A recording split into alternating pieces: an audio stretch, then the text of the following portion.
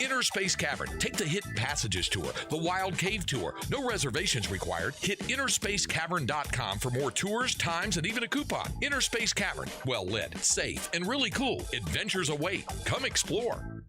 Summer is coming in hot, and Kalahari is the place to keep it cool. Dip your toes in the pool at our water park or stop by B-Lux for a sweet, chilled treat. Dive into a handcrafted shake like you've never experienced. Equal parts ice cream and artistry. From a towering donut B-Lux shake to a cupcake-topped birthday cake shake, B-Lux is the place to sink your sweet tooth into the deep end. No floaties necessary. Keep it cool all summer long at Kalahari. Visit Kalahari.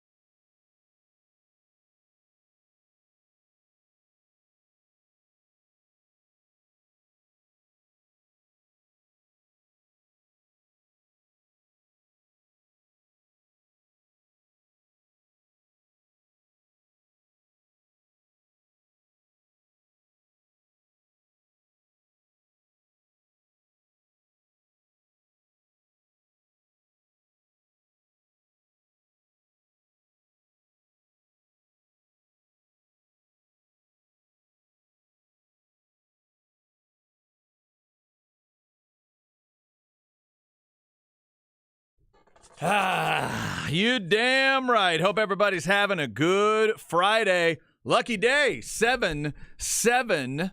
I heard Jeff Howe say it's Hogan heel turn day for you wrestling fans, the day that Hulk Hogan added to the legend way back in the day. We will not go over a full recap of Bash at the Beach from back then. A lot of stuff to get into, though, today. Was it a bash in Vegas?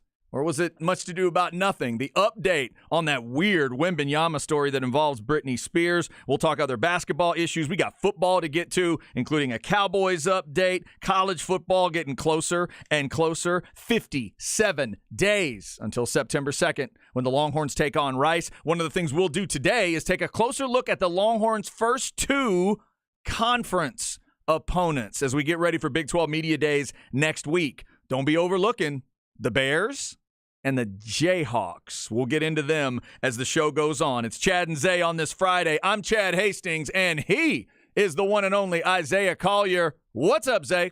What's poppin'? What's poppin'? Happy Friday, everybody. Chad, how you doing? Man, I'm doing all right.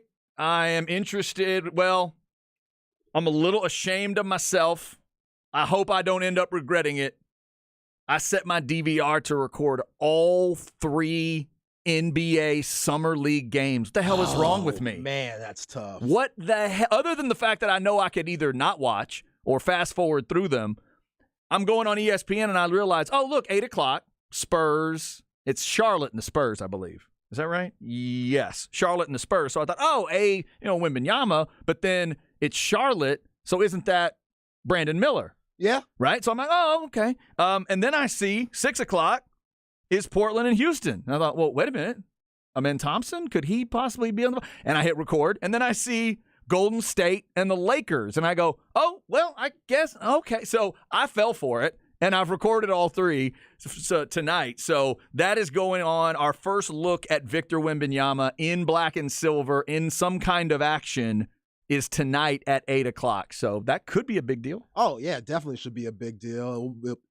it will be a packed house at Thomas and Mack Center tonight. And yeah, Victor Wembanyama, hopefully he doesn't get caught up into all the bad basketball that you see in the summer league, which the Spurs are playing some of the best basketball of the summer league. They're handling their business. Makalai Brenham and guys like, Julian Champagnie, but those dudes are absolutely hooping. So they have a really good summer league team, and now adding Victor Wembanyama, which he's going to have some nerves, but once he gets into the flow of things, we're going to see why he's picked number one. Spurs fans, if you are excited about tonight, you can let us know on the Specs text line 337-3776, Mr. Wembanyama. So here's your update on Wembanyama and Britney Spears. I can't believe I just said that out loud, and it's not a joke. This is one of those just bizarre stories of worlds colliding. So the updated report just before we come on air is this. No charges will be filed following a brief investigation into that altercation with Victor Wembanyama and Britney Spears. And again, it's not Victor. It's a member of the security team that works for the Spurs. Damian Smith is his name. Spears says she was struck by a security guard as she tried to approach Wembanyama near the restaurant in the Aria Hotel. She said Wembanyama said a person grabbed him from behind, and that he was told hours later it was Spears. TMZ said Spears noticed Wembanyama, tapped him on the shoulder in an effort to get his attention. According to TMZ, Spears wound up being struck in the face and having her glasses knocked off. She did file the police report, like we told you yesterday. It alleged battery, but now Vegas Metro Police have said that, quote, no charges will be filed against the person involved. So, Zay, we have had not only those updates, but Victor Wembanyama, and this is the last thing I ever thought we'd have. If you had told me a couple weeks ago, hey, Chad, go put a little money down in Vegas. On what? On Victor Wembanyama having to answer a Britney Spears question. Huh? What are you talking about? He has to stand there, and they ask him a question in a group setting, and Victor gave his answer. So where are you on this whole incident today from Victor's perspective, Britney's perspective? How you seeing this thing? Both stories are off, so somebody lying here. Somebody lying. The old he said, she said, and then there's the truth. Which we got to look at the track records, like we talked about yesterday, with what Victor Wembanyama has shown us, the maturity at age 19. He's already looking like a Spur. He's having dinners with Sean Elliott, the Admiral, Tim Duncan, and Ginobili. He's hanging out with Tony Parker. He's doing all the right things. Right. While we have Britney Spears over here, who, man, is absolutely insane. I'm sorry. You're Britney, saying I love you. You've made hits. I've seen white girls shake that rump the way I've never seen them be shake before because of you. Thank you for that. Absolutely game-changing, Britney Spears. She's an inspiration is what you're saying. Absolutely. She deserves her flowers. She deserves everything that she gets. Love her. But some of the greatest have been crazy. Kanye West, Madonna, wow, Antonio Brown. I could keep going. Some of the greatest, Dennis Rodman. I could keep going. You're putting her on a list with Kanye at the top? I'm just saying. Where is she if Kanye's at the top? Look, man. Is she in the top 10? If the shoe fits, put it on that mother. Oh, that's what I'm goodness. saying. Brittany, you kind of lost your ways. It has been documented. Now, do you have any evidence in this story that she might have been acting strangely? Well, yeah, because you hear about the person who went on TMZ talking about she was speaking in a British accent, which it's TMZ, so who knows? They're basically like Wikipedia. She was speaking what? In the British accent. Britney Spears? Victor. Victor. Isn't Britney Spears a Louisiana girl? She's from a southern state, I believe, right? I don't remember. I know she did Mickey Mouse Club and stuff. I'm going to look her up. I believe Britney is a southern girl. I've never heard Britney. First off, I need to know, does Britney Spears do a decent British accent? Because some people do terrible British accents that I don't want to hear. I'm right, but I missed the state. She was born in Macomb, Mississippi. Damn, she really country then. Yeah, I knew she was a southern girl. I just couldn't remember which state. Yeah. And it makes a lot of sense because she was with Kevin Federline. She was, yeah. See, that's what I'm saying. Who do we believe? The track record. That really is the only way you could have added to this story. If she was still with Federline and they were walking in behind Victor Wembanyama, that would have been incredible. That would have been incredible. And like Tim Duncan was with Wembanyama. Yeah. Like that would have added to it. So you're saying that of these two people, if there's going to be some story got messed up, and some crazy involved and some weirdness, you're saying Britney's side would be that side. Innocent until proven guilty, but I'll probably lean Victor's side. And Okay. he had something to say when they asked him about it. We got the audio here. It's not a coincidence we haven't heard from Britney, Chad. We haven't seen her in no interview. Now, I haven't seen her in an interview. She did release something on social media. Nah, that's her people. That's her crew doing it. Oh, you don't think PR that's her? team. Nah, I ain't her. Okay. You can't trust Britney. Do you think if she had done a press conference, she would have been talking and shaving her own head at the same time? See? Is that your worry? Remember that one? See, you just keep adding Oh, on. that's a weird one. That was a weird one. Yeah, she has some weird baggage. You are absolutely correct. All right, let's hear from Victor Wembanyama, the assembled media, not asking about tonight's game against Charlotte, but asking about this Britney Spears thing. So here's Wembanyama trying to explain what he saw from his perspective. So yeah, there was something did happen a little bit when I was walking with some security of the team to some restaurant. We were in a hall. There was a lot of people, so people calling me obviously, and there was one person who was calling me, but we talked before with the security, don't stop because it's gonna make a crowd. So I couldn't stop. So that person was calling me, sir, and that person grabbed me from behind. So I didn't see what happened because I was walking straight and we told don't stop, but that person grabbed me from behind. Not on my shoulder, she grabbed me from behind, and so I just know that the security pushed her away. I don't know with how much force though, but security pushed her away, and I didn't stop to look, so I kept walking and enjoyed a nice dinner. That was fun night with the guys. Victor, just one follow up. The person who grabbed you from behind, you think was Britney Spears? So. Actually, I didn't know for a couple hours, but when I came back to the hotel, I had forgotten about this event, but I didn't forget about it, but I thought it was no big deal, and the security of this person told me it was Britney Spears, so I was like, no, you're joking, but yeah, it turns out it was Britney Spears, I know, but I didn't know because I didn't see her, I never saw her face. I just kept walking straight, and that's it. It does sound like a joke. I mean, like at the beginning, it had to sound like a joke to him. I get that part of it. The two things that jumped out to me, Zay, were a little interesting. I get what he means when he says that somebody was calling for me. Obviously, little bit of ego, little bit of ego on the obviously. I heard that too. I was like, okay, dog. I get it. But you're 7'5". We're not 7'5". That's a different feeling. Exactly. 7'3.5". Remember, was the official. That was the official height. That's official. There we go. But so then the other comment about him immediately saying, "Well, I didn't really look in that direction," and then we went and had a nice dinner, and he laughs. To me, if Britney's statement can be believed, and she wants a public apology, can somebody just give her one?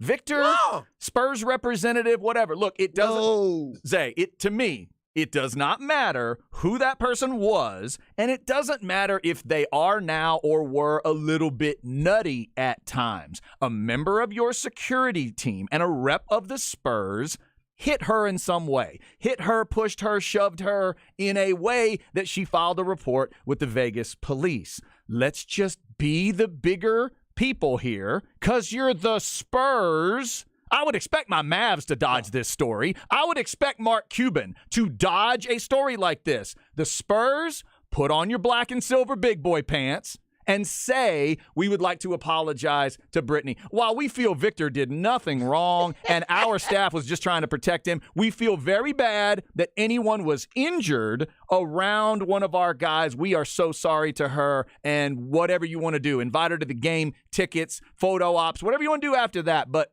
just come on, be big boys here and say you're sorry. Can't do it. Why not? Can't do it, Chad. San Antonio, stand on your 10 toes. 10 toes down. Stay true to who you are. Britney Spears is flat out insane. She's insane. But why is that relevant? Because this is Vegas. It's the same place Tupac got killed, Chad. Oh, yeah. You can't trust nobody. Okay, but if there's any evidence that she got hit at all, just say you're sorry it happened. No, she can't. He's it. He's the next big thing. He's supposed to be bigger than LeBron James. Just put out a media release. The Spurs do it all the time. No, he is too valuable for you. Can't touch the man. You can't touch him. Oh, my God. The fact that it was a backhand, that might have been a little excessive. The backhand, like if they Right. backhand Brittany, that's cold-blooded. The man But, knocked glasses off her face? yo, Do you know how hard you have to hit somebody to knock glasses off their face? Brittany was tripping. If this is what the San Antonio Spurs are saying happened, and Brittany was acting like this, she deserves what she got. If I walked in there right now and knocked those glasses off your face, would you remember? Absolutely. Yeah. I would too if somebody did that to Absolutely. me. But And if if I was provoking you and you were worth billions, then I have every right to get smacked the hell up. And you're saying I should then say no comment. Yeah, I should make no comment afterwards. that's what I'm saying. Oh, Again, okay. Brittany, this ain't 02. You ain't on top of the world no Oh, more. my When you were battling God. Christina Aguilera, everybody was like, who's better? Christina has the voice, but Brittany has that it factor. You know, we long gone from that. So the fact that Victor Wembanyama even said, "Oh, it was Britney Spears," that's crazy. Like he know damn well he don't know who she is. By the way, it would have been great when they asked, excuse me, just to clarify, the person that came up behind you, that you believe is Britney Spears, it would have been great if he said something like, actually, we believe it was Justin Timberlake. Isn't that crazy? No. But the other thing is, here's what I haven't heard the clarification on. When he says, somebody grabbed me from behind, not on my shoulder, grabbed me from behind, what does he mean? See, that's aggressive. Yeah, That's but aggressive. we haven't had that part explained. Does he mean she reached around his waist? Did she touch him like on his Right. torso somewhere? Did she reach around his chest? Yeah, he's a big dude. So she like grabbing the back of his thigh. Because Brittany's an average height person, I believe. Brittany's Around 5'4", maybe. I was gonna say, let's put her 5'5" to 5'8", maybe somewhere in that range. Normal size woman. So when she reaches up to tap the shoulder, maybe And that's it's in what she said. air quotes, right? So maybe as she reached up, she hit what? A lat? She hit, you know what I mean? She hit mid back. Exactly, and that's aggressive. If he's getting grabbed, If he he feels only $145. right, if he feels somebody tapping on his ribs, maybe even He might be out a couple of games. plus what if Victor's ticklish? We don't know. If Victor's walking through Vegas getting ticklish reactions, big long arms like that start flying, things could get dangerous. Brittany's crazy ass also said that they spoke with one another at dinner. But Victor Wembanyama's over here saying he's going to dinner. So what's, Right. you know what I'm saying? Like, that doesn't make any sense. What I read yesterday was the security folks talked to her, not Victor. Okay. That it was the security that went over there and apologized and said, hey, you know how crazy things can get. I'm sorry. And the report I read yesterday was she accepted that. She's like, hey, that's cool, whatever. Then later they decided a report needed to be filed. And again, they looked into it, no charges. So it's not going to, nothing will come from it, but it's one of those stories people will talk about. Somebody says, are we sure she wasn't drunk or effed up on something? Maybe she fell over on her own. Guess that's a possibility. I guess. Yeah, she got too much of a history. Come on. Somebody says, I think it's hilarious. People are convincing themselves that Britney Spears was able to reach Victor Wembanyama's shoulder as he walked away from her. She is 5'4". He is 7'3". That's it. Again, I'd love to see the video. TMZ, did you get anything that could show us how far up this man's body did she reach? What is her, I know she didn't jump probably, so what's her vert reach when she just stretches it up? Let's go combine She has style. some moves. She's pretty athletic. She is athletic. In her day, she's athletic, and she's been on the stage pretty recently. Yeah, she's still doing her thing. Brittany's been touring these last few years. She's in shape. She's in some kind of shape. So it'd be great if they had video of her literally like trying to jump to touch his shoulder, like jumping up in the air. Somebody says, unfortunately, no matter what happens, if the Spurs apologize, that could be taken as an admission of guilt. It could further legitimize her story, true or not. That could have had legal ramifications since she already filed a police report. What I'm saying is right now, they looked into it. Nothing will be filed. At this point, what's wrong with they don't have to say, we're sorry and we were wrong and Victor should have done. No. Just, you're sorry it happened. You're sorry that her glasses got knocked off her face by someone that you employ. That's it. If Christina Aguilera jumped on Dodger Field and tried to go run down Mookie Betts, she deserves to get taken out. She deserves to get tackled. She deserves to get flat out tackled. We don't know her motive. Hang on, let me just get that mental image in my head. Christina jumps the fence at Dodger Stadium. She's running full blast at Mookie Betts. She deserves to get taken out. Would they apologize for it? No. Now, if you're Mookie Betts, do you then start running at Christina so you can get to her before they do? Yeah. Now, if you're Mookie, you apologize. So you can have that embrace. Exactly. And say, if you're going to take her down, you're taking me with you. Because that's a woman right there. That is a woman I would be protecting. And I think Brittany is a woman that needs to be protected, even if she's acting a little crazy. Maybe we find out more about this story. Maybe we don't. But that is the latest on that. This says, let's be real. She wasn't reaching for a shoulder. She was reaching for a little Wemby. See, that's not no. There's no evidence of that she would be doing that at a Vegas restaurant. We don't know. We don't know for sure. Brittany and Wemby on the discussion, but also in NBA land, there continues to be the Dame Lillard discussion. Dame Lillard, James Harden still don't have official homes. James Harden re-ups. Probably headed somewhere else. Dame Lillard, we haven't talked a ton about this, Zay, since you got back from your honeymoon. This one is what fascinates me. I think James Harden ultimately is going to be a disappointment wherever he goes. I don't think it's going to work out. I hope I'm wrong because he can be a talent, but man, do I love watching Dame Lillard play. I'm interested on can he find his way to an impactful team and help them take that next step? Like for you, what's the perfect answer to this question? Well, what he's doing right now, basically saying Miami or nothing, it's interesting because this isn't him. Has he said that? Yeah, he said that's that. the only place. That's the only place. Ooh. And he said that if any other teams look at me, you're going to get an unhappy player. That's what his agent's been saying. Okay, So, all right. that's a wild thing to say, but look, it's the NBA. When you're a superstar, you get advantages a lot of other guys don't get. Hell, you get advantages a lot of people in different professions and sports don't even get. So I think Dame, with what Portland did getting Scoot Henderson, he saw the writing on the wall, and he might have to hold out. Like, I could really see him holding out, not playing, saving his body, because like Dame's carried that franchise for so long. We talked about it, like the LaMarcus Aldridge thing. It should have lasted longer, but LaMarcus, he was kind of like Dame. He was like, man, Brandon Roy got hurt. Y'all haven't helped me out. Dame's here, but he's so young. I can't trust that. Moved on to San Antonio. And then Dame and CJ McCollum, they've been the two best players for like about 8 years. Then you got rid of his best friend.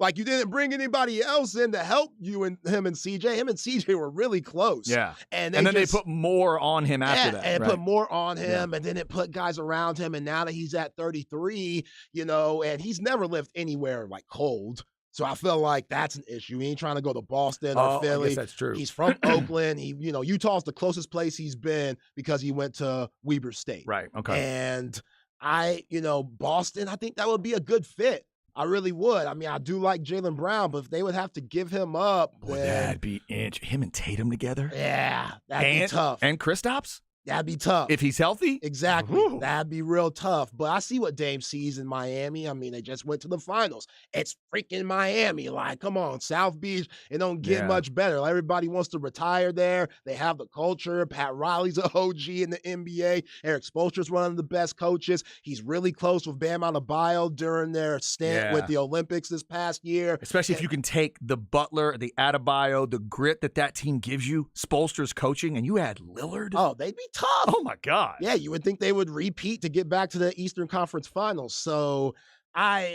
it's an interesting way to go about it. I don't know if it's going to work. The Portland Trailblazers don't want Tyler Hero. They flat out like, nah, we don't need that. Because that's what I hear about this Miami option, that it would have. So Miami would have to be giving up Hero. Right, because it's going to stunt the growth of Shaedon Sharpe and Scoot Henderson. And maybe Anthony Simons, which I'm sure you're trying to keep him because Dame's talking about demanding the trade and stuff. So at the end of the day, it's going to get messy, and I will not be surprised once the NBA season starts. Dame Lillard is still in the situation that he's in, but he won't be playing for Portland. Somebody texted, I just want Dame on the East Coast so he plays at regular times. I hate the 9:30 tips. That's a good personal thing to want. As a fan, you want to see him be a little more impactful. And this text says, Brittany to Victor, I want to climb you from that 70s show. That's just rude. That's rude. We have no idea if that is what she said. She might have just wanted to pick. She's there with her husband. She's not going to be hitting on Victor Wembanyama with her husband right there. He needs to do better, too. He needs to understand, hey, maybe this isn't a good idea, babe. The hubby? Yeah. Yeah. Well, I guess maybe the logic was she's the famous one in the relationship. Oh, exactly. She should be the one to get the picture. Yeah, he's on the Stedman game. You think Stedman gonna tell Oprah anything? Absolutely not. Because so you who better stay in your lane, partner. Because who you saying no to? The guy, not the girl. Exactly. That's mostly. If my wife and I see somebody famous out in public, I'm going to have her ask, hey, would we want a picture with whoever it is, right? John Bon Jovi, one of her favorites. I'd say, hey, you go ask. I'm not asking that question. What's he going to do? Have his security team hit you? That's not the first thing on your mind. Yeah. What a weird story. NBA, man, they keep doing it. They are the most amazing league on the face of this earth when it comes to creating drama that they don't even create sometimes. We'll continue to talk some NBA. We also have football to get into. If you're a Cowboys fan, did you see that story about the kickers? Yeah, let's go through that. Plus why Corey Dillon is pissed off. If you like picking on the Cincinnati Bengals, wait till you hear this story. Don't move. It's The Horn.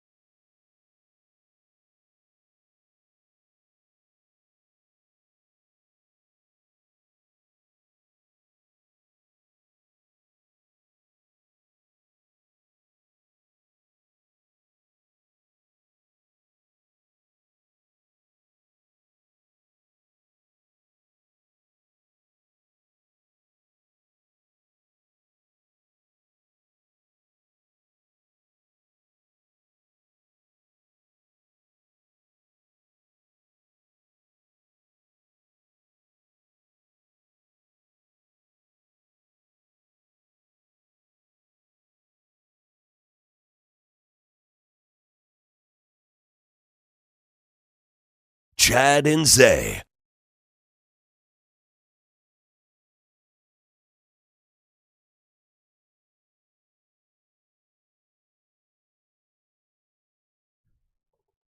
All righty then, getting started on a Friday. Here's a category of music I haven't thought about in a while. A song you didn't appreciate at the time enough, but you appreciate it more and more. That's what I would think of this song. Boys of Summer, Don Henley. This one holds up pretty well, Zay. Yeah, solid. I didn't love it when it came out. I remember the video. Don was just riding around in a car. It was black and white. I always loved the line, out on the road today, I saw a Deadhead sticker on a Cadillac. I thought that was a brilliant line to explain a moment in the 80s. But every time I hear this, I'm drawn to it in a way I wasn't back then. So shout out to Don Henley. A good Texas boy, Don Henley. Is he really? Yeah. He filmed the video for Into the Innocents in Waxahachie, my hometown. When they pan out of that mailbox in that video, oh, yeah. I knew there was something special about Don. That's the hatch, baby. The hatch. Yeah, Don. Don is a Texan. Don's all about saving the planet. He was that guy, too. Don's a complex man. Don Henley getting us started today. Boys of Summer. We are certainly right in the middle of that right now. 57 days till the big weekend of college football on September 2nd.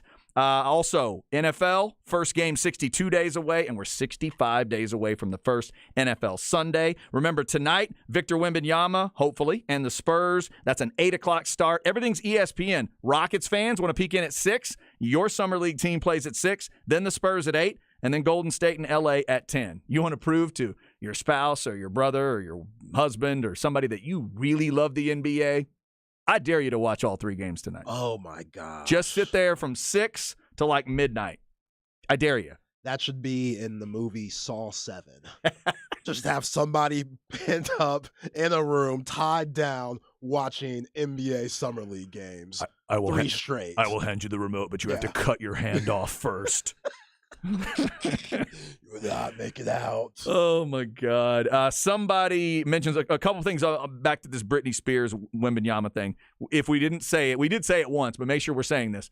There is a report Britney spoke in a British accent. That is very bizarre. But remember, sometimes that happens. Madonna got accused of that a few years ago, where people were like, Madonna. wait a minute. Oh, you know who else did? God rest her soul. Every once in a while, Tina Turner got accused of it. Tina?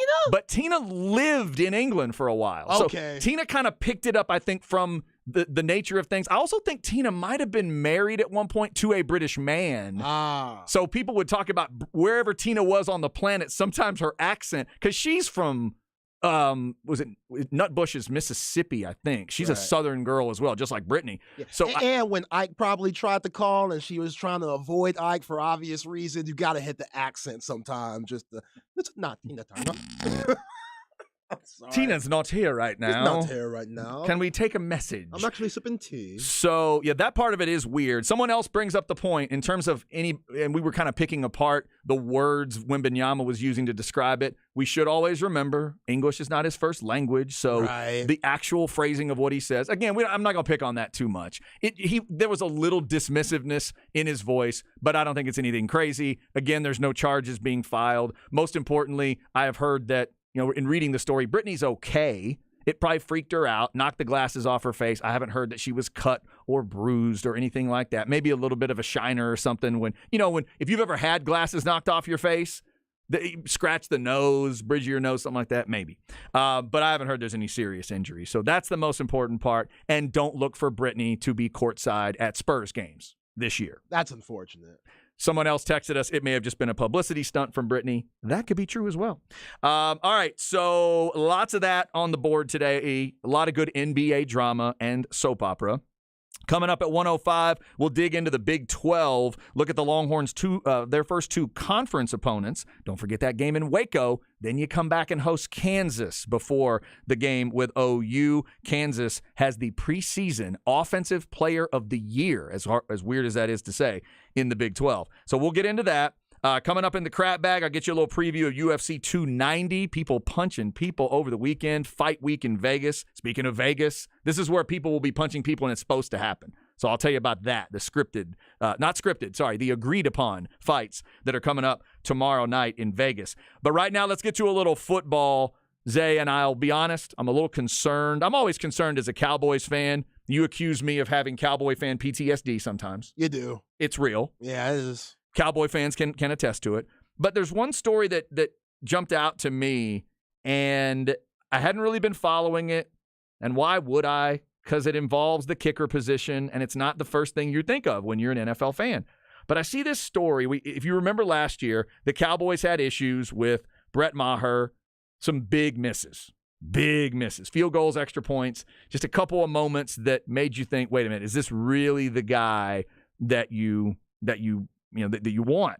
Even though Maher, as this story points out, puts up a franchise record, 137 points, but struggled in the playoffs, missing 5 point-after attempts. Yo. Y'all remember all that? That dude Dak was cussing them out on the sideline and stuff. That was a bad scene. So here's what's weird. The Cowboys have now added another kicker to their roster. They signed a young man named Brandon Aubrey. He spent the past 2 seasons with, don't laugh, the Birmingham Stallions of the USFL. Let's go. Now, Zay, for people who don't know, the Birmingham Stallions are the back-to-back USFL champions. Big-time kicker, clutch kicks. 14 of 15 this year on field goals, and I believe he hit every extra point.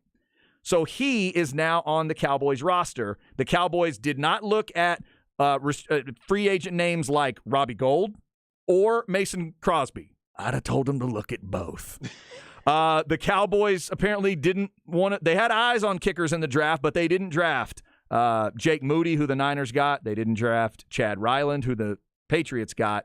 They went earlier than the Cowboys were ready to go. So Tristan Vizcaino, who's already been with the Cowboys, will be there with them in Oxnard, and he'll battle Aubrey for the job. Just a real quick history, though, Zay, on this Aubrey cat. He is a Texas kid. He went to high school at Plano. That's what I'm talking about. Right. See, deep connection, Jerry. Plano kid. It means more. There you go. It means more. There's only one problem. He didn't play football at Plano. What? He didn't kick in football at Plano. He was a soccer player. He ended up at Notre Dame. Big time soccer. to play soccer. He ended up in the MLS at one point. Okay, he's legit then. That good in terms of playing soccer.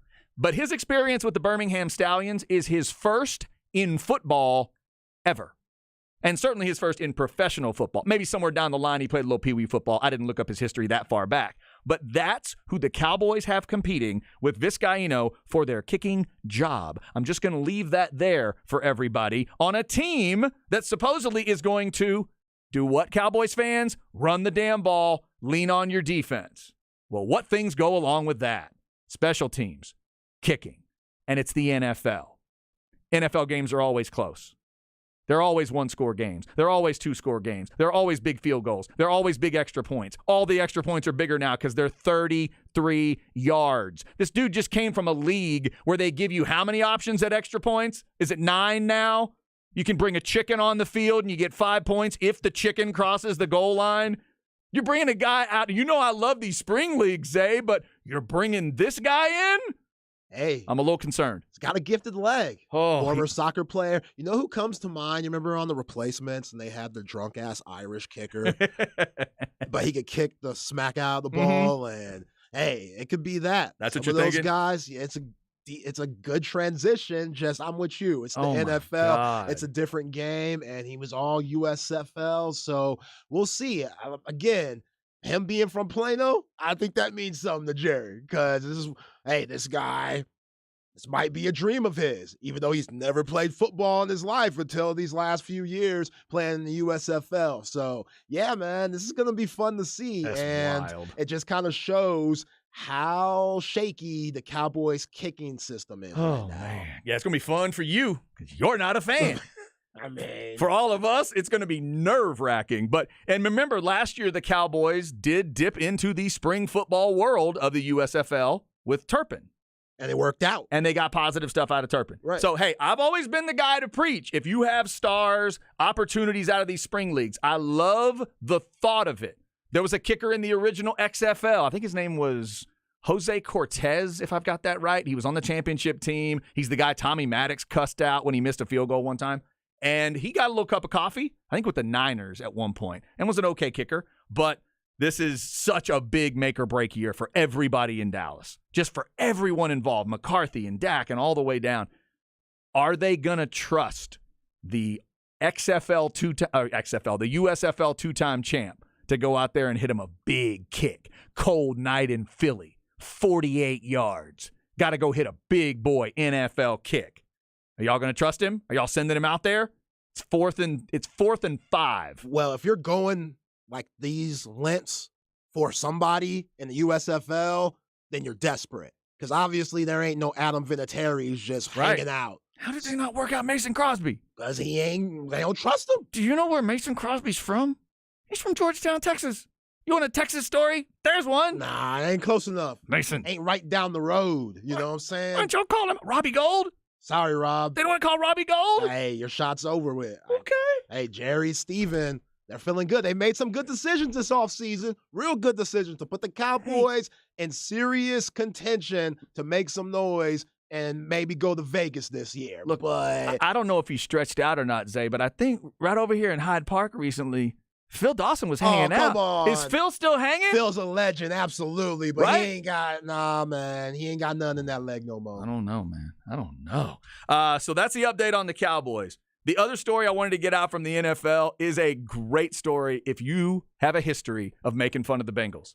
So if you're my age, you remember the Bengals, all these stories about the scouting department was 2 or 3 people, and they were all related to Mike Brown, or they didn't have enough towels. Y'all remember that story? They had low-quality towels, according to all the players. Like all these jokes about the Bengals. Here's your latest Bengals joke. Corey Dillon, the former running back, is upset at the Bengals. Why? Because of their Ring of Honor selection process.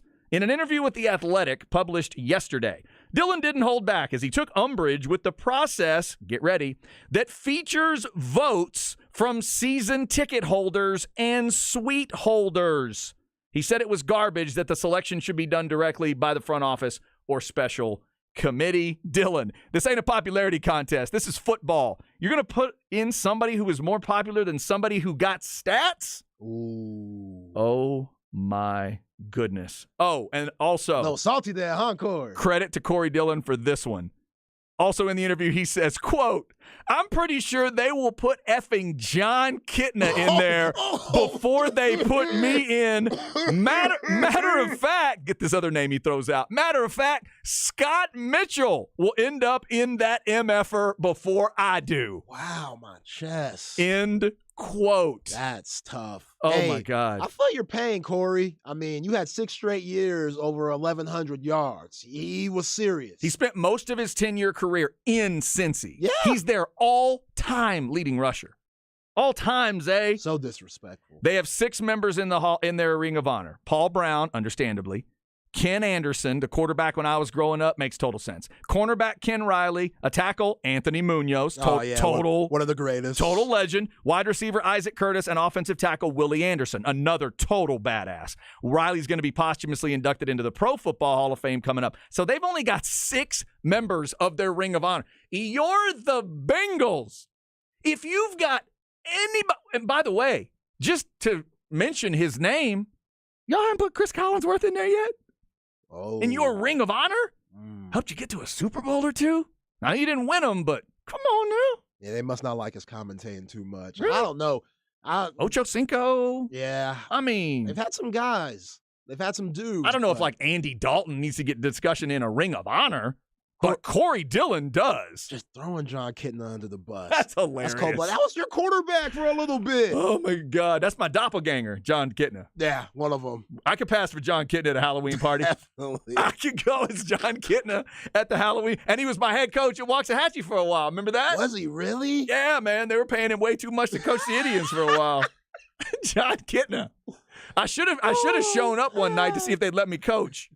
Just see if I could take his place. One of the underrated Dallas Cowboy backup quarterbacks. Oh, man. Yeah, there's a list. Good grief. That's why Corey Dillon is upset with the Bengals. We got some other notes around football we will hit you with today. We'll talk more Big 12 coming up at 1:05. If you want to jump in on any of that or the Brittany and Wembanyama thing, as we've updated that one earlier, we'll get into all those. Where do you think Dame Lillard should end up? James Harden, all that other stuff. We'll get into it. Up next in the crap bag, I'll also get you a preview of UFC 290. We were just talking Hall of Fames and Ring of Honors. UFC put some big names in there. Hall of Fame as well. Tell you about that. One of my absolute favorites got Hall of Fame love last night. I'll tell you who it is next on the Horn.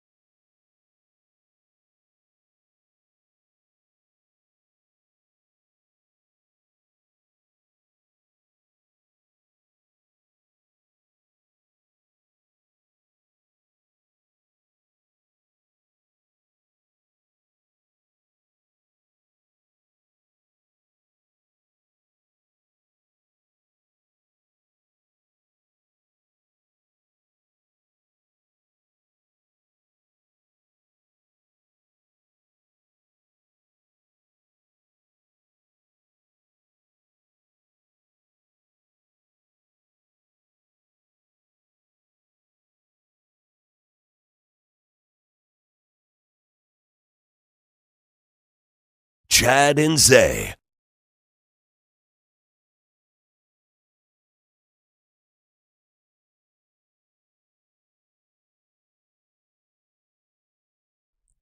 Oh, I think I sort of recognize. Does this one end up in a Rockin' Into the Night? Yep. Something like that? Rockin' to the night, rockin' into the night. It's not Foreigner, is it? Nah. Is it a name or a band? Band. Wait a minute. 38 Special? 38 Special. There it is. Okay. 38 Special. Which I always forget. 38 Special, like the singer at 38 Special, there's family connected with them and Skinnerd, I believe. Leonard Skinnerd. Okay. Yeah. 38 Special, man. They were big. Late 70s into the 80s. Rocket Into the Night. 38 Special and Don Henley getting us started. Somebody pointing out that Linden, Texas is where Don Henley grew up, born in Gilmer. Good Texas boy there. Speaking of Texas boys, somebody texted Chad. Cowboys should call Dicker the kicker. I just double-checked. He's in a battle with Dustin Hopkins with the Chargers. Come on, man. By the way, Zay, the Cowboys should call whoever loses. I'm just saying. That'd be a smart move, Jerry. Keep your options open, Dallas. I'm not saying the USFL guy can't pull it off or Vizcaino. I'm just concerned. I am concerned after what we've seen these last couple of years. Hell, what's David Beckham doing? Yeah, right. Exactly. Get him out of retirement. Hey, and I'm one of those Cowboy fans. I'll take you all the way back to I was not thrilled when they moved Dan Bailey. That was the moment for me where I started to get nervous. I thought Dan Bailey was really solid at the time, and I guess he'd gotten a little shaky for him. And then after that, man, I don't think they've had. Oh no, I don't know that there's nobody consistent. There's been a guy, that's been a bad. It felt like Maher was the guy, but when you miss that many extra points, he had the yips, boy. I mean, if you can't be nails from 33 right now, I don't know what to expect. And I'm pretty sure, like this USFL guy is going to have to show him right away. Because as much as I was joking about the USFL, if they're allowing for an extra point on kicks, it's super short. And if they're not allowing it, he hasn't had those opportunities. Right. So he's just going to have to show him, man. That 33, you got to be consistent. It's messed with the minds of the best kickers they have, much less this type of guy who literally has only been kicking him on a football team 2 years at the pro level. He's from Plano. It means more. He is a Plano guy. He's a Plano guy, and that could be a hell of a story. Somebody's like, Chad, lay off it. It could be a great story. I hope it is a great story. I'm just a little nervous. Coming up, we'll get into that Big 12 schedule for the Longhorns in football. Longhorn fans, you nervous at all about Waco or Kansas? Those are your first two conference games once you're done with non-con. We'll get into those teams. Those will also be two of the teams represented next week when Big 12 Media Days crank up on Wednesday. It is going to be Texas, along with TCU, Oklahoma State, Kansas, Houston, BYU, and Baylor on that first day. And again, we will be up there at Jerry World with the Tower Show, with our show, and with Ball Don't Lie. So we got a lot of that to get to. Right now, let's get you into the crap bag, a little bit of Hall of Fame, and we'll tell you what's going on in Vegas tomorrow night. Chad's Crap Bag. Crap bag. If you need an easy way to remember it, just think of a bag of crap. Brought to you by AV Consultations, 255-8678, or go to avconsultations.com. Busy weekend in Vegas. It's always fun to be in Vegas, but you got the NBA Summer League going on. Wembanyama may make his debut tonight. We hope we get to see him for at least a few minutes. 8 o'clock ESPN. But also, this is a huge weekend for UFC. The beginning of July, they do a fight week, and they put together a big card for them. They also do a little Hall of Fame. Shout out to Anderson Silva. The Spider went into the Hall of Fame. That's an easy one. Jose Aldo went in as well. And one of my favorites, Donald Cerrone. Cowboy Cerrone, one of the coolest fighters they've ever had. And I think he still has the record for, I think it's most finishes in UFC history. Cerrone's awesome. Congrats to him for Hall of Fame. Tomorrow night, it is a double championship card that they've put together. Alexander Volkanovski has defended his belt 4 times at 145, the featherweight belt. He's taken on Yair Rodriguez, El Pantera. That's a dope name. Oh, the Panther. I love Yair. And so far, Yair has only been able to get an interim belt, which means nothing. It doesn't mean a thing in the world. They shouldn't be calling him an interim champ. but I like the guy. I'm rooting for him. I like both these fighters. I hope Yair can do it, but Alexander Volkanovski is a beast. The kicks that he can throw at you, just the physicality that he can throw into a fight is so tough to deal with. We'll see if Yair can mess with him. That's the main fight. Co-main, another guy I love to watch, Brandon Moreno, the Mexican fireball of a guy that is just so much fun to watch. When you talk about the Mexican style in boxing, it's you're going to stand in the phone booth and you're going to punch and you're never afraid. You're always stepping forward. That's the way Brandon fights in MMA. He's got the 125 belt, but he's never defended it. He kind of went back and forth. He and Figueiredo had 4 different fights that were incredible to watch. Moreno's going to defend against Alexandre Pantoja, who beat him back in like 2017 or 2018. So way back in the day, there's a loss on his resume because of this guy. Now Brandon's got the belt, and he's trying to keep it and beat this guy in their second fight. So those are your 2 main fights. You got Robert Whittaker on the card. Bo Nickel is a young guy you may want to check out. He's already 4-0, and he's a badass right now that people are watching. And Robbie Lawler is the main guy on the prelims. Nobody is loved more by judges in UFC to me than Robbie Lawler. He is entertaining to watch. He always gets credit with the judges. You got to knock him smooth out. Otherwise, the judges are going to say Robbie Lawler won the fight. That's just who Robbie Lawler is.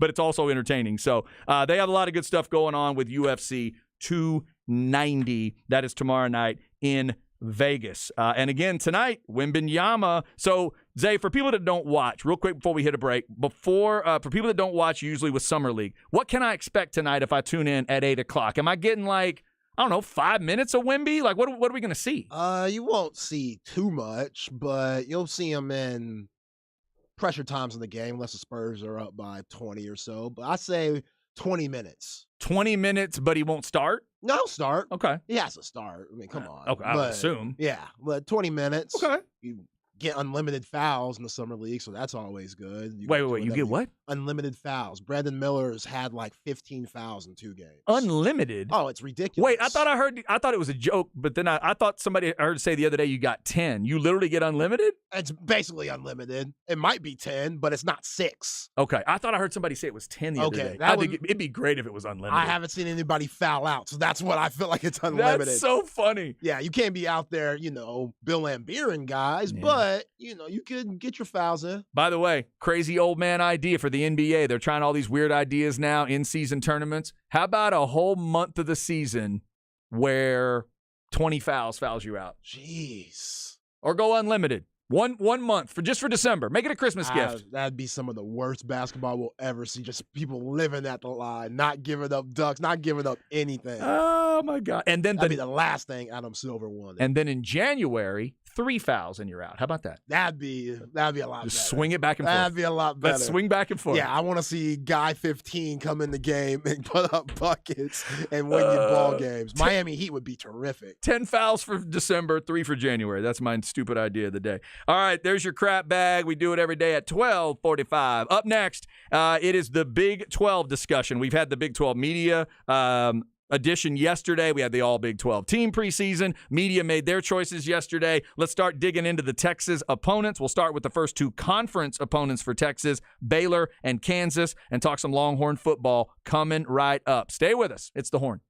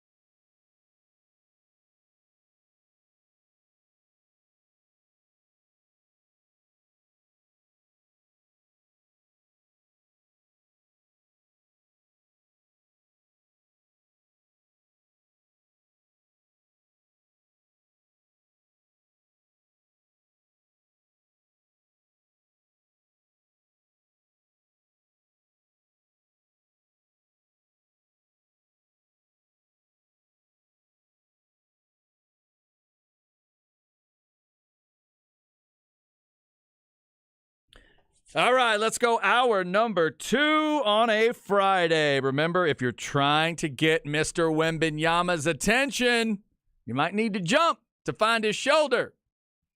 Brittany found that out. No charges will be filed. Chad and Zay with you on this Friday. They looked into it, they being the Las Vegas Police Department. They are not going to charge anybody in that incident. Hopefully, Wembanyama is able to focus tonight. Hopefully, Brittany's able to figure out that whole British accent thing. And also, I apologize. I was trying to give Brittany a longer career than maybe she's having. I thought Brittany had been performing these last few years. One of our listeners heard Aaron Hogan say the same thing this morning, looked it up again for me. December of 2017, Zay. That's the last time she was doing the Vegas residency. Yikes. Whoa. I'm old. And it's been a while for Brittany. It's been a minute. I did not realize that. I got accused years ago. I think it was Kevin Dunn first accused me of this when we were doing a show together. He's like, everything for you is just a couple years, isn't it? Everything. No matter what it is. Like, yeah, the attack on Pearl Harbor. That's a couple years ago, right? That's a couple years. Yeah. Everything to me, it's like 2 to 5 years. There's nothing that's my window of time, it feels like. I think that's a good way to live, though. I think of everything as, oh, no, it's just a couple years ago. No, Chad. That's what my wife will tell me. It's like, do you realize when she'll say, like, do you know what 8 years ago was today? And she'll tell me, and I'm like, that was 8 years ago? Yeah. And it just feels like a blink, man. So we're glad everybody's okay in the Brittany and Wembanyama situation. We did talk about that today. Talked about Dame Lillard. Where is he going to end up? Will it be on a badass team? Will it be with a badass player? By the way, will somebody just lay the argument out? As long as we're building super teams around here, Zay, how about Dame time and Big D? I mean, come on. Let's go Luka, Kyrie, wow. Dame Lillard. Let Grant Williams do some dirty work. Is there any chance that's a team?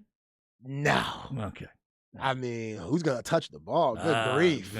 I know. You're Yeah. going to take the last shot, man. Ooh, that's a lot. You are guaranteed Kyrie causes problems if you do that. Yeah. Oh, you're going to get some big problems. Yeah, I think they're good with Kyrie, giving him 140-something million. Real quick before we get to the Big 12, what do you think about the idea of just of figuring out a switch, figuring out a way to get James Harden maybe out to Portland and get Dame to Philly and pair him up with Joel Embiid? Portland doesn't want those problems because they don't want to stunt the growth on their young point guard and Scoot Henderson and Shaedon Sharpe. They got a lot of good young guys at Portland, which is a big reason why Damian Lillard wants to leave. He wants that veteran leadership. He wants guys that have been there and done that and want the same things that he does at this stage of his career. Bam Adebayo and Jimmy Butler, they've been to the finals twice. They ain't won it yet. So they still got that hunger because they want to hoist that title up. And Damian Lillard, he can relate to that. These guys coming into the league, they're worried about that second contract. They're worried about, the next payday. How can I be in these few years looking out for myself and hopefully become an all-star? Then, they say they want championships. Them young guys coming in the league, they don't want that yet. They want to live the lifestyle and stuff. Damian Lillard, been past that. Right. So bringing in James Harden, he wants the same things, even though James Harden also loves the other things, which is a big reason why Portland doesn't want him. And he's lost a step or two. And plus James Harden's style of play, he's so iso-centric. Like Doc Rivers has talked about straight up, I did not like the way that James came at me with my style of play. I wanted to get everybody involved, and that's why you would see sometimes James would have good games, and then sometimes James would be invisible because they would try to play a team game and throw it down to Joel Embiid and let him work out, and it just didn't work out in Philly, and that's how James Harden plays. The only person that embraced that is my Italian homie, Mike D'Antoni. That's it. Right. He's the only person that embraced James Harden for what he was. And that's when James Harden has his best seasons, and he won't be able to change this style of play. Like, I can't see James Harden ever playing off the ball, and that's a huge problem for him, for his future in the NBA. Yeah, so for Philly, that could work because Dame Lillard is that good. It's just that trade can't happen. Yeah, Dame, great playing without the ball. Yeah. He could come off screens. He's a great catch and shoot player, and he's a great off the dribble ball handler as a pick and roll type guy, just like James Harden is. But yeah, you got to do more. And plus, we know James, he plays D at times, but all in all, he ain't playing no D. Yeah, see, that's the thing I keep thinking for Dame Lillard is I got him in I got him in the Kobe suit, and I'm trying to find somebody for that Shaq suit. And, That's what I'm looking for Damian Lillard. and it's tough for Dame, too, because, yeah, he's asking for all these things. Like, I want to go straight to Miami. Like, you just signed an extension not too long ago. Right. Like, you just got paid again. So he's in a bad situation, and I think he's going to sit out. Yeah, especially if he's just going to state it that way, too.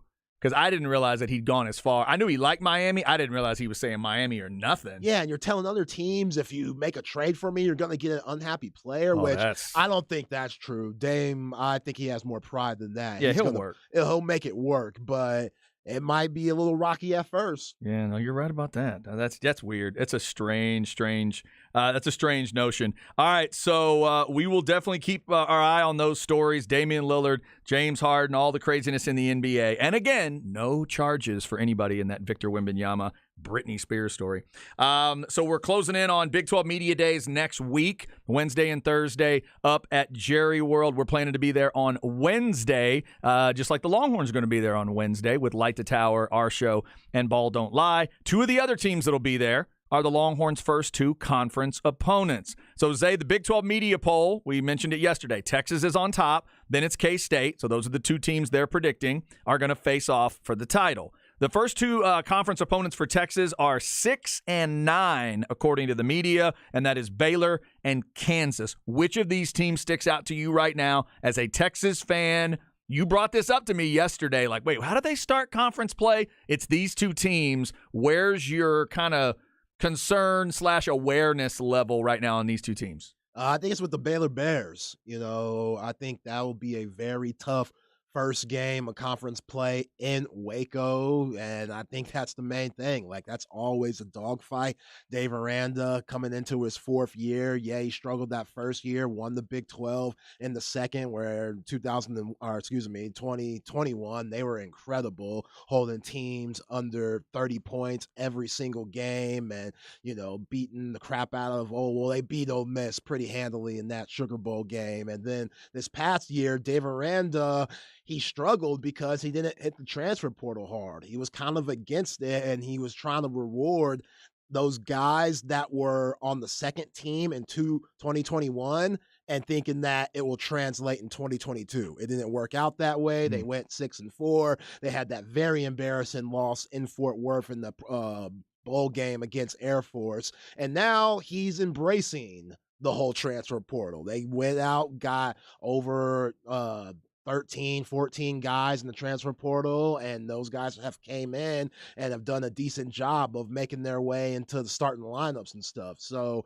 I expect this Baylor team to be a lot better this season. I don't think they're going to go 6-4. I'm looking more at 8-4 maybe, but hopefully Texas could get that dub again. It's the first game of Big 12 play, and it's at Waco, so that's always going to be tough. But I like Richard Reese. I don't know about Shapen yet. That's one of the biggest questions for me. I don't know if you could trust him. He was up and down last year, and they brought in another guy. So it's going to be interesting seeing, how his leash is going to be.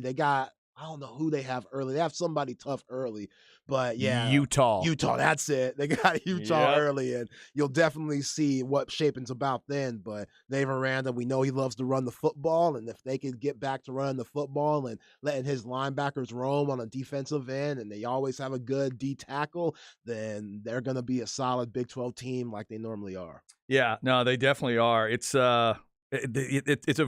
It's just a game like we talked about yesterday. Nobody's really discussing this game too much. It's a great point you make on the transfer portal because you got to embrace it nowadays, especially in football. We know Aranda's a great coach. I noticed they got a couple offensive lineman transfers from, ironically, BYU. And they played last year, but they're not playing BYU this year, which is kind of interesting. That'll be fun, by the way, in the Big 12 in the future when they have that going. A little Baptist Mormon church get together with Baylor and BYU. I kind of like that one. But another one that jumped out to me, Zay, Dominic Richardson, the running back that was at Oklahoma State, gave them about 9 starts last year. You add him to a running back room that's bringing back the dangerous guys from last year, with Reese and what's the other dude? Jones, right? Reese and Jones, Quayle and Jones. They're both back. Then you add in Richardson. We know that's what Dave Aranda wants to do. He wants to run the ball. He wants to, we were talking about it yesterday, what the game he wants in Waco. We can all picture it in our minds. If it all goes right for him, we know what he wants to do to Texas and everybody else. So is that what happens on September 23rd? By the time September 23rd is done, we will have seen Baylor host Utah and host Texas. So those are two massive games early on. They start with Texas State. They got Long Island, believe it or not. And so they play their first 4 in Waco, unless I'm missing unless I'm missing some neutral site that I don't believe is there. Then they'll go to UCF.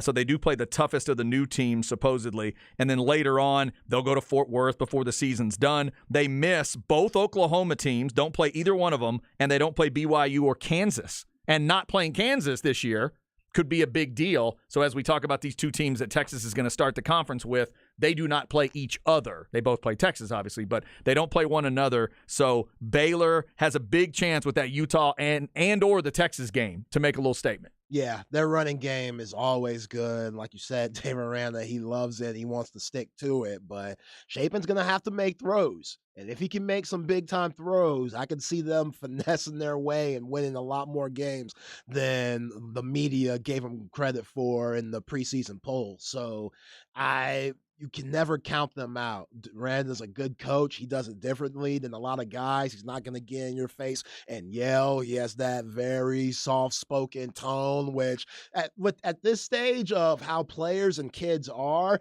they relate to that. You know, you can't just yell at these kids like you used to. That's not a thing. Mm-hmm. You got to respect them and show them that you care and that you give a damn. And I think he does that better than a lot of coaches in America. I think last year he just got in his own way. Like last year he just did it too much. The fact that he didn't enter the transfer portal, he was like, no, I love my guys. I trust my guys. Right. These guys have been busting their ass. They've been backing up these really good guys. A lot of them went to the NFL. These guys that helped win a Big 12 championship in 2021. And it doesn't work out like that. So bringing in other guys that fit your culture, they might come from different places, but they're your type of guys, and they just might be a little better. He's done that, and now he probably has a team that he can feel comfortable with competing against anybody in the Big 12. But at the end of the day, if Shapen isn't that guy, they're going to go through their struggles. They're not, everybody's just going to pack the line, put 8 men in the box, and say, yo, Shapen, show us something. Yeah. And they still got dudes on the outside, like Monterey Baldwin's a dude out of Killeen. He's one of the best small slot receiver guys in the Big 12. He could put up numbers. So he's a scary guy, and they got a couple of other dudes. So, they're always a tough, scary team, and that game in Waco, it's gonna be a nerve-wracking one. Absolutely. Yeah, that's an interesting call you made about getting them up into that 8-win category. It's going to be interesting to see. There's some games later on, like they host Houston. That's a game they've got to win. They got to beat Iowa State at home as well if they're going to get up into that area you're talking about. So that'll be interesting. By the way, I didn't know there was a Long Island football team. As much as people make fun of the SEC, and don't worry, we will, for non-con, Long Island? Good grief. Come on, Aranda. And you're right, by the way. I really hope we get to talk to Dave Aranda next week. Oh, man, that'd be great. At Media Days. He's that kind of guy. I just want to let him talk football. I want to try to soak up some of that. And, yeah, these kind of teams need to embrace that transfer portal because it's a real good way for you to re-rack stuff. Getting a running back like this from Oklahoma State. We're going to talk about guys this next week or so. Go look throughout the Big 12. Bama transfers, Georgia transfers, Florida transfers, Florida State transfers. We mentioned the Florida State guy that's going to end up at, K-State? Right? Is that who it was? Yeah, Florida State to K-State. There's all kinds of those stories out there, and it's a way for you to do it. You're right. He looked at it like, hey, you've spilt blood for me at Baylor, so I'm going to let you have your chance. And I respect that. And that's cool. He just needs to mix that in with, and you need to make more Baylor guys. Yeah. Take more guys, right? Or in the case of these offensive linemen, take guys from BYU to Baylor. Bring them across the religious divide line and say, no. Let's not go blue and white with that. Let's show you what the green and gold's all about. Yeah. But he needs to just convert more guys because the more they're around him, the more they love him, the relationships. We got a story, by the way, today coming out of Northwestern. I don't know if you saw this. Pat Fitzgerald has to take a leave of absence because of hazing incidents at Northwestern. I saw that. Did you see that? Yeah, can't do that no more. He is going to begin an unpaid suspension today and is not set to start preseason practices until they don't start until early August for preseason, obviously. But he starts a 2-week suspension for whatever that's worth at this time of year. But investigation found evidence to support a claim of problematic conduct. I bring that up to go back to your point. Nowadays, that stuff doesn't work anymore. They're not letting them go to some camp anymore because apparently that's where it started. Players going off to an off-site camp. Hazing stuff gets started. That I'm sure a senior did it to a freshman 10 years ago. We did this back in my day. Everybody had this done to them. So now you got to do it again. You got to keep those Rite of things going. passage. So the guys like Dave Aranda and others are breaking that pattern because they're not being the stereotypical coach. Like you said, they're not screaming and yelling. They're trying to get these guys better connected. And nowadays, you got to get the connections happening fast because it could be a grad transfer 1 year, and it's a big deal. He's only going to be here 1 year? Right, but we needed a right guard, and if this works out, it's a big-time year. Yeah. That's huge. Absolutely. A big part of Dave Aranda's defense is their nose tackle. And they went out and got a guy, Boykins Jr. He's from JUCO. He played on the team that went to the national championship in JUCO. So, hell yeah, you bring him in. Yeah. He probably caused havoc to get his junior college team to the national championship. So if that could help your defense and help your team in the long run, sorry, third-string guy that's been busting his ass all spring ball. If you're not good enough, it is what it is. Keep working, buddy. Yeah, the other thing with them, I hope that Siaki Ika makes something of himself in the pros. He wasn't quite what Baylor needed him to be. He was good at times. He wasn't consistent enough, though. Yeah. That's what they need. They need to find, and you're talking about whether it's from the transfer guys or not, they got to find something on that defensive line. So losing Ika feels like a big deal. I don't think Baylor fans would tell you it's as big a deal as you would think because the guy wasn't super consistent for them. Yeah, but I mean, really, it's just to clog stuff up so those linebackers can roam more than anything. So sometimes those nose tackles, their stats, they could get hidden from their real production, you know. Baylor goes to Cincinnati this year. They go to K-State as well. Back-to-back, K-State and TCU. That's a tough little stretch. That is tough. And then they finish with West Virginia. That one they should win to finish the year. But at K-State, at TCU, definitely tough. And obviously they host the Longhorns September 23rd. So that's the first conference game for Texas. And then they come right back off of the game to Waco, stay in the state, obviously, and then host Kansas. And Zay, this is the team with the preseason offensive player, Jalen Daniels. We talked about it yesterday. I heard the afternoon show talking about it as I was driving home. This is the 9th team, according to the media, that they're going to finish 9th. But you're saying their quarterback's going to be the offensive player of the year? Doesn't add up. What is that? It doesn't add up. But in terms of the danger of a game like that, your next game, if you're a Texas fan, your next game is OU. How dangerous do you think that game could be? You're a few weeks away from Bama, whatever has happened there. You come off of Waco. Let's say you go to Waco and you do what you're supposed to do, and you beat Dave Aranda's group. How dangerous do you think that little gap game could be with Kansas? Very dangerous because you beat the brakes off them last year in Lawrence, and they're going to look to get some revenge. I mean, Lance Leipold, he's basically the Nick Saban of D3 football back in those days when he was winning 6 national championships at Wisconsin Whitewater, went on to Buffalo, did great things there, and now he's at Kansas, completely changing that program around. It's not just a basketball school, and you got a guy like Jalen Daniels, who the media just picked the player of the year. I mean, Jalen Daniels was dominating college football, and Kansas was 5-0. Then he got hurt, and that's when their season completely changed. So I expect them to be a lot better. And again, with Texas' schedule, it's so much tougher because everybody's looking at the SEC in 2024. I understand that and thinking that this season it doesn't compare to that. No, but this season is tough on your way out. Plus, we talked about who knows how the officiating's going to be, who knows how you're going to get treated, and everybody's going to want to beat you because you're Texas and you're leaving. This might be the last time you ever get to play them. So Jalen Daniels, he's the man. A lot's going to be put on his back, but don't forget about Devin Neal. Devin Neal at running back went over 1,000 yards this season too. He's a dog, and they got weapons there. So Texas, they should win these games, but it ain't going to be no walkthrough. You know, it ain't gonna Yeah. be rump roast. It's gonna be tough, hard fought games. And Steve Sarkisian's coaching is gonna come to play.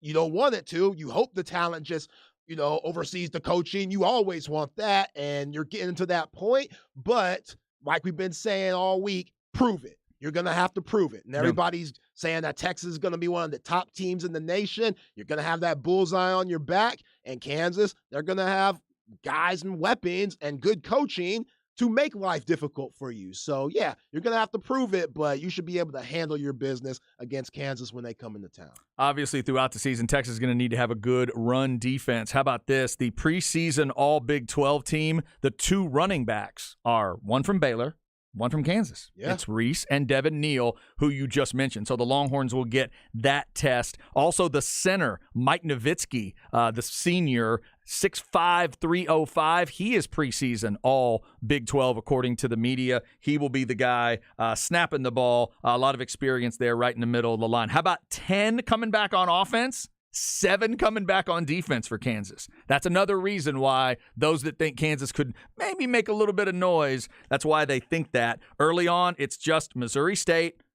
Illinois is an interesting game. They host Illinois. If they can get by that one, at Nevada, then BYU, and then they come to Austin. Might be 4-0.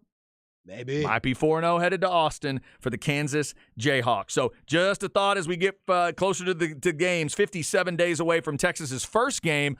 But we thought we'd take a look at those first 2 conference opponents today. Let us know if you have any thoughts on Baylor and Kansas this year. Coming up, it's the Flex segment, District 25 6A, getting a little bit of spotlight. Oh, there are definitely 2 teams we could talk about there. Zay's got Where We At in Society coming up. And at 2:05, we'll see if we can catch up with Jeff Ketchum of OrangeBloods.com. Big week for recruiting in football. Obviously, basketball got good news this week as well. We'll get Ketch's thoughts on all of that and the football season to come, Big 12 media days, if there's any snubs for him on the all Big 12 team, and did the media get it right? Is he predicting Texas to win the conference? All that coming up right here on The Horn.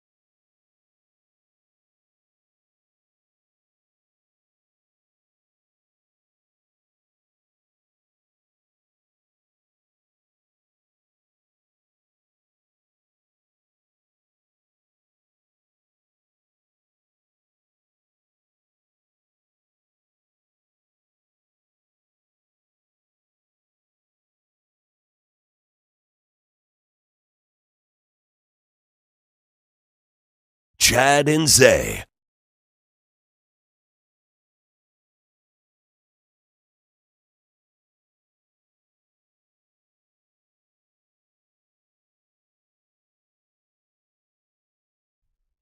Nah. As long as you're talking about NBA Summer League, UFC 290, and Las Vegas, how about the Ace of Spades? There's plenty of those in Vegas. Hopefully you get it at the right time. Motorhead on a Friday. The Ace of Spades. It's a jam, man. I really should make you listen to an entire Motorhead album. I'd be down for that. Yeah. There's a couple we could let you listen to. It's a great song. Great stuff. Good old-fashioned hard rock with a little bit of speed thrown in. And I don't just mean pace. I mean, back then, there were pills being taken. Oh, yeah. Yeah, there were pills being taken. Motorhead, 38 Special, and Don Henley getting us started today. All right, so now the development in the Wembanyama Britney Spears story is that, Zay, we have the footage. Somebody has footage from like all the way across this hallway. TMZ has acquired it. We have the zoomed in version and the slow motion version. Police have now said that they believe Britney Spears was struck in the face by her own hand. She reaches out to touch Victor Wembanyama. The security guard does swipe his hand, but ultimately they believe he hit her hand, which then hit her in the face and maybe knocked the glasses off. So now I've rewatched this video a couple times. I think I would agree with them. You can definitely see, and he takes a reckless swipe. There is no reason in my estimation, for him to do exactly what he did. Yeah, that's a wild swing. A little rambunctious. He swings behind him. He has no idea who it is. He doesn't know if it's a man, woman. It could have been anyone at that point. Come on, Damian. And he swings a little wildly and then ends up knocking her hand possibly into her face. Britney needs to get, if I'm Britney's friend, or in this case, her husband, I might tell her, hey, instead of like chasing after this guy at the door, like if we're going to eat, or even if we're not, let's go through a process where we talk to the security people and say, hey, I'm a big fan. Can we get a picture? I'm sure it'll be, work through the process here. But again, I'll still say what I said earlier, Zay. After seeing this video, if I was the Spurs and I wanted to stay above it on a good, classy level, leave Victor out, but one of your people did that. One of your people swung wildly, didn't need to. Just say you're sorry. Say you're sorry she got hurt. That's it. I'm good with the apology now. Just a quick, right? Don't After you? seeing it. Now I've seen it. Oh, my gosh. I really feel like backhand. It's a. Because they have to have more awareness. Like you probably hear her shoes tapping, right? I know it's loud, it's Vegas, but still you probably hear something. Right, you gotta be just on head on a swivel. Like that has to be better. She is coming up on you. You're walking, you're a group of people, it's there, and it's like, oh hey, Victor, Victor, Victor. And she is not, by the way, at the moment he swings his arm, I don't even know if she's made contact with him yet. Victor kind of turns his head. She might have gotten cloth. And by the way, it's the middle of his back. If you're wondering where she's actually touching him, if it's anywhere, it's the middle of his back. Zay, she's not even really close enough for Victor to feel that she's there officially. Yeah, I don't know. And my man's still swinging his arm like that. I don't know French culture very much, Chad, but this ain't a grab, Victor. She ain't grabbing you, bruh. No, there might be another language barrier there where I get it. English is a second language. Mm-hmm. I always have to keep that in mind about these overseas cats coming to the States.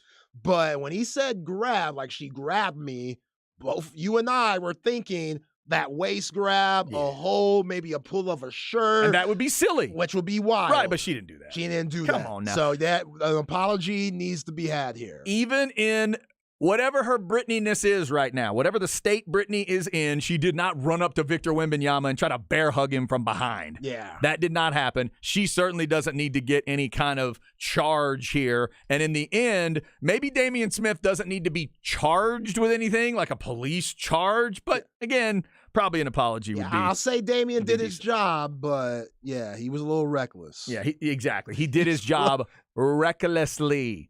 Because you know what else? Let's say you're right and Britney Spears is 5'3", 5'4".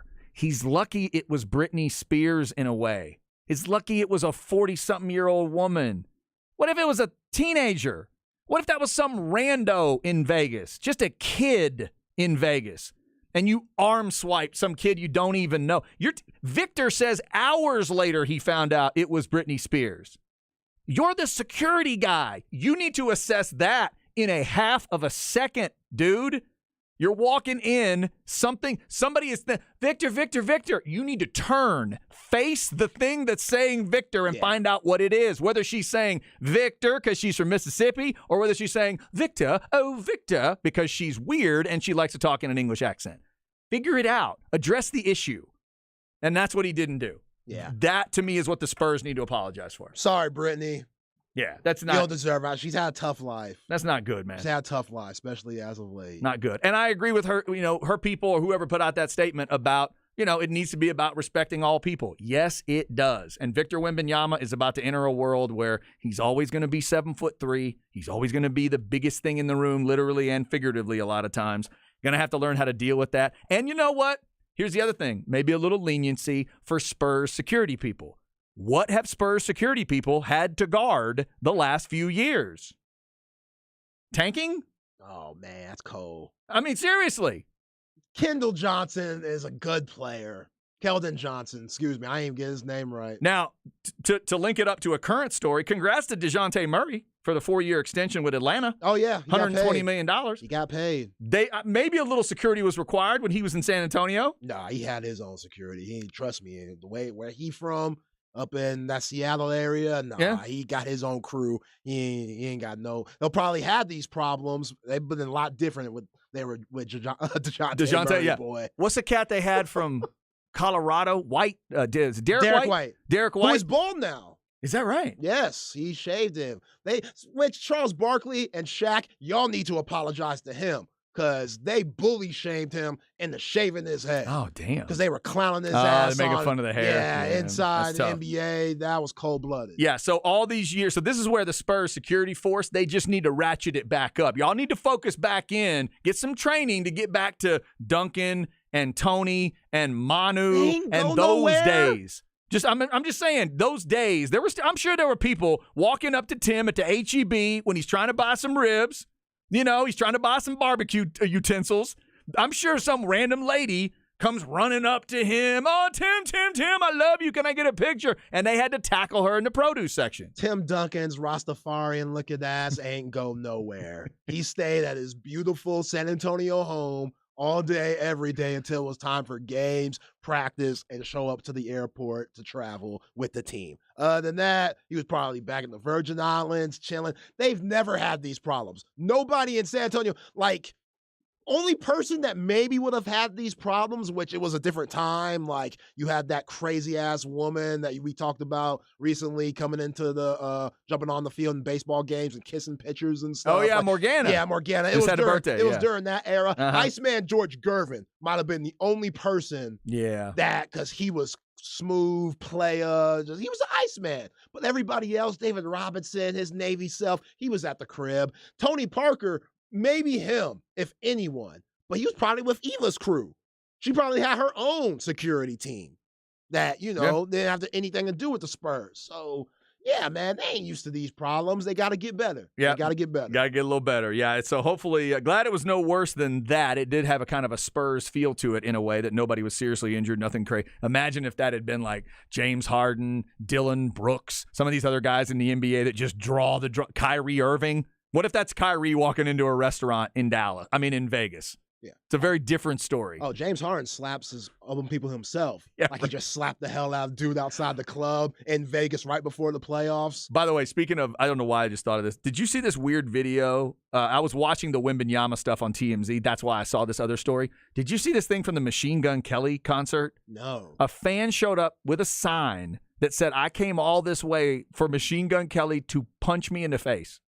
So Machine Gun Kelly references it during the show a couple times.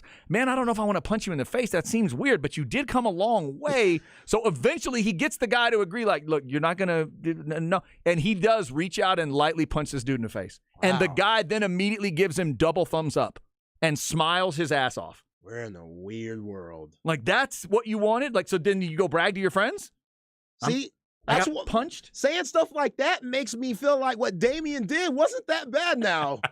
Like Damian, like you can't Oh my trust these crazy God. ass people. It's weird, dude. That's what his defense will be. That's what his defense ultimately would be. So, again, no charges, and now the police are thinking that instead of, again, just in case you're thinking a member of the Spurs security, like, literally backhanded Brittany, not quite true.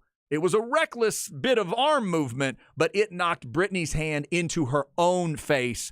And if you're Brittany and you're a little messed up, you just know your glasses got knocked off and you saw an arm flailing. And so Brittany might not know all those details. I could understand all of that. So glad everybody's okay. And that's the latest on that story. All right, let's get you a quick flex segment here. And I've got another preview out there for you for high school football. Flex ATX for the best high school sports coverage. Listen to the Horn and go to FLXATX.com.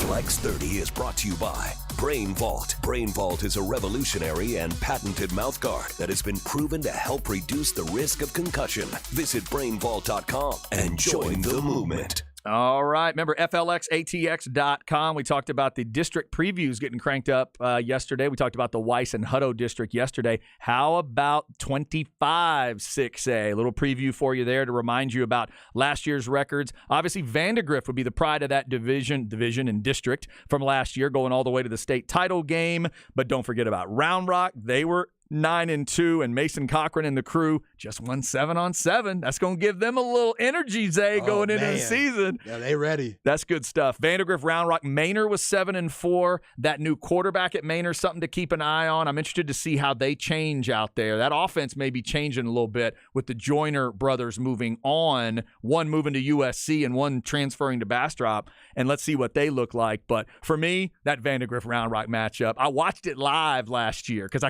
you could feel that it was going to be important. I got to see Mason Cochran. You and I both saw him in different worlds. You saw him play basketball live, and I got to see him play football. And you saw Round Rock play a couple times live, football-wise too.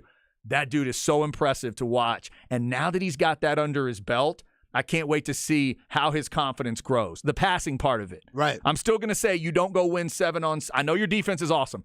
You can't go win 7-on-7 if you can't spin the ball. Absolutely. So I want to see what they look like. Vandegrift's going to be interesting with Adams, the Adams brothers moving in, Jacob Henry to that offensive and defensive line, Miles Coleman, one of our favorites. So District 25 6A, it's going to be fun. Yeah, it's one of the best districts in Texas, and I think Mason Cochran is one of the toughest players in Texas. I mean, going back to that basketball game I saw, he had to get at least 15 stitches in his head, and he was trying to go back in the game, but they wouldn't let him. Like, they was like, bro, you might have a concussion. He was like, no, put me back in there. And I was like, yo, this dude, he's different. Dude, he looked like head injury guy from like a World War I movie. It was bonkers. So. And he was trying to get back in? Yeah. And you think about that with football, like that's your leader. That's who I want on my team. I need guys like that. And like you said, it's always been about his legs. Now that he's showing his confidence with his arm going into 2023 season, sky's the limit because that defense is already set. And I think they're going to be one of the best teams in the state this upcoming season. Yeah. And if you're Round Rock and it's 4th and 1, why in the world are you not running quarterback sneak every time? Oh, yeah. Easy move. Jalen Hurts, Philly quarterback sneak every time. Yep. Get somebody behind him to push. Maybe Leonard Moore. Put Leonard Moore in motion.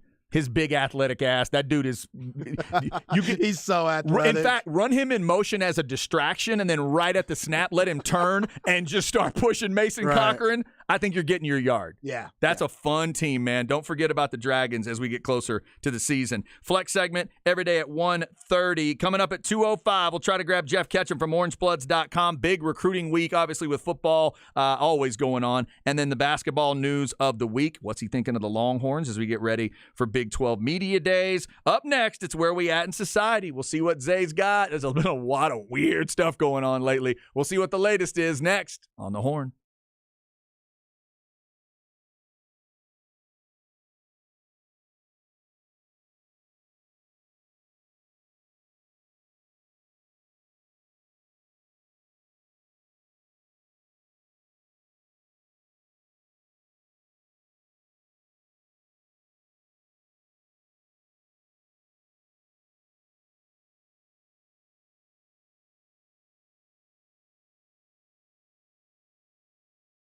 All right, let's talk a little Apple leasing, any make, any model, any car, any truck. It is the best way for you to get into that next car. In fact, I've got a payment coming up here in a couple days. It's so easy, though. You get your finances all laid out that way. Plus, remember, they can get you the rebates and the sales and the discounts that the dealers have for you, but they're going to keep the hassle for themselves. They're the ones rolling all over town, going to check out all their different connections, and they'll bring those options back to you, those choices. All you have to do is call 346-9977 and start talking about what you're looking for. Because you may be in a realistic situation, like I was. You're looking at different brands. You may not just be looking at, oh, no, I have to have a Toyota, and it's got to be this. But it might be, I got a Toyota, I got a Honda I'm looking at, there's a Chevy, there's a Ford, there's a Nissan I'm kind of thinking is interesting. Can you tell me about all of them? They can do all that and save you so much time. It's the easiest and safest way to get a new car. You're always going to have the protection of those warranties, and you're always going to feel like you're driving that new part of the car, because you always will be. 346-9977 is that number, or check them out online at appleleasing.com.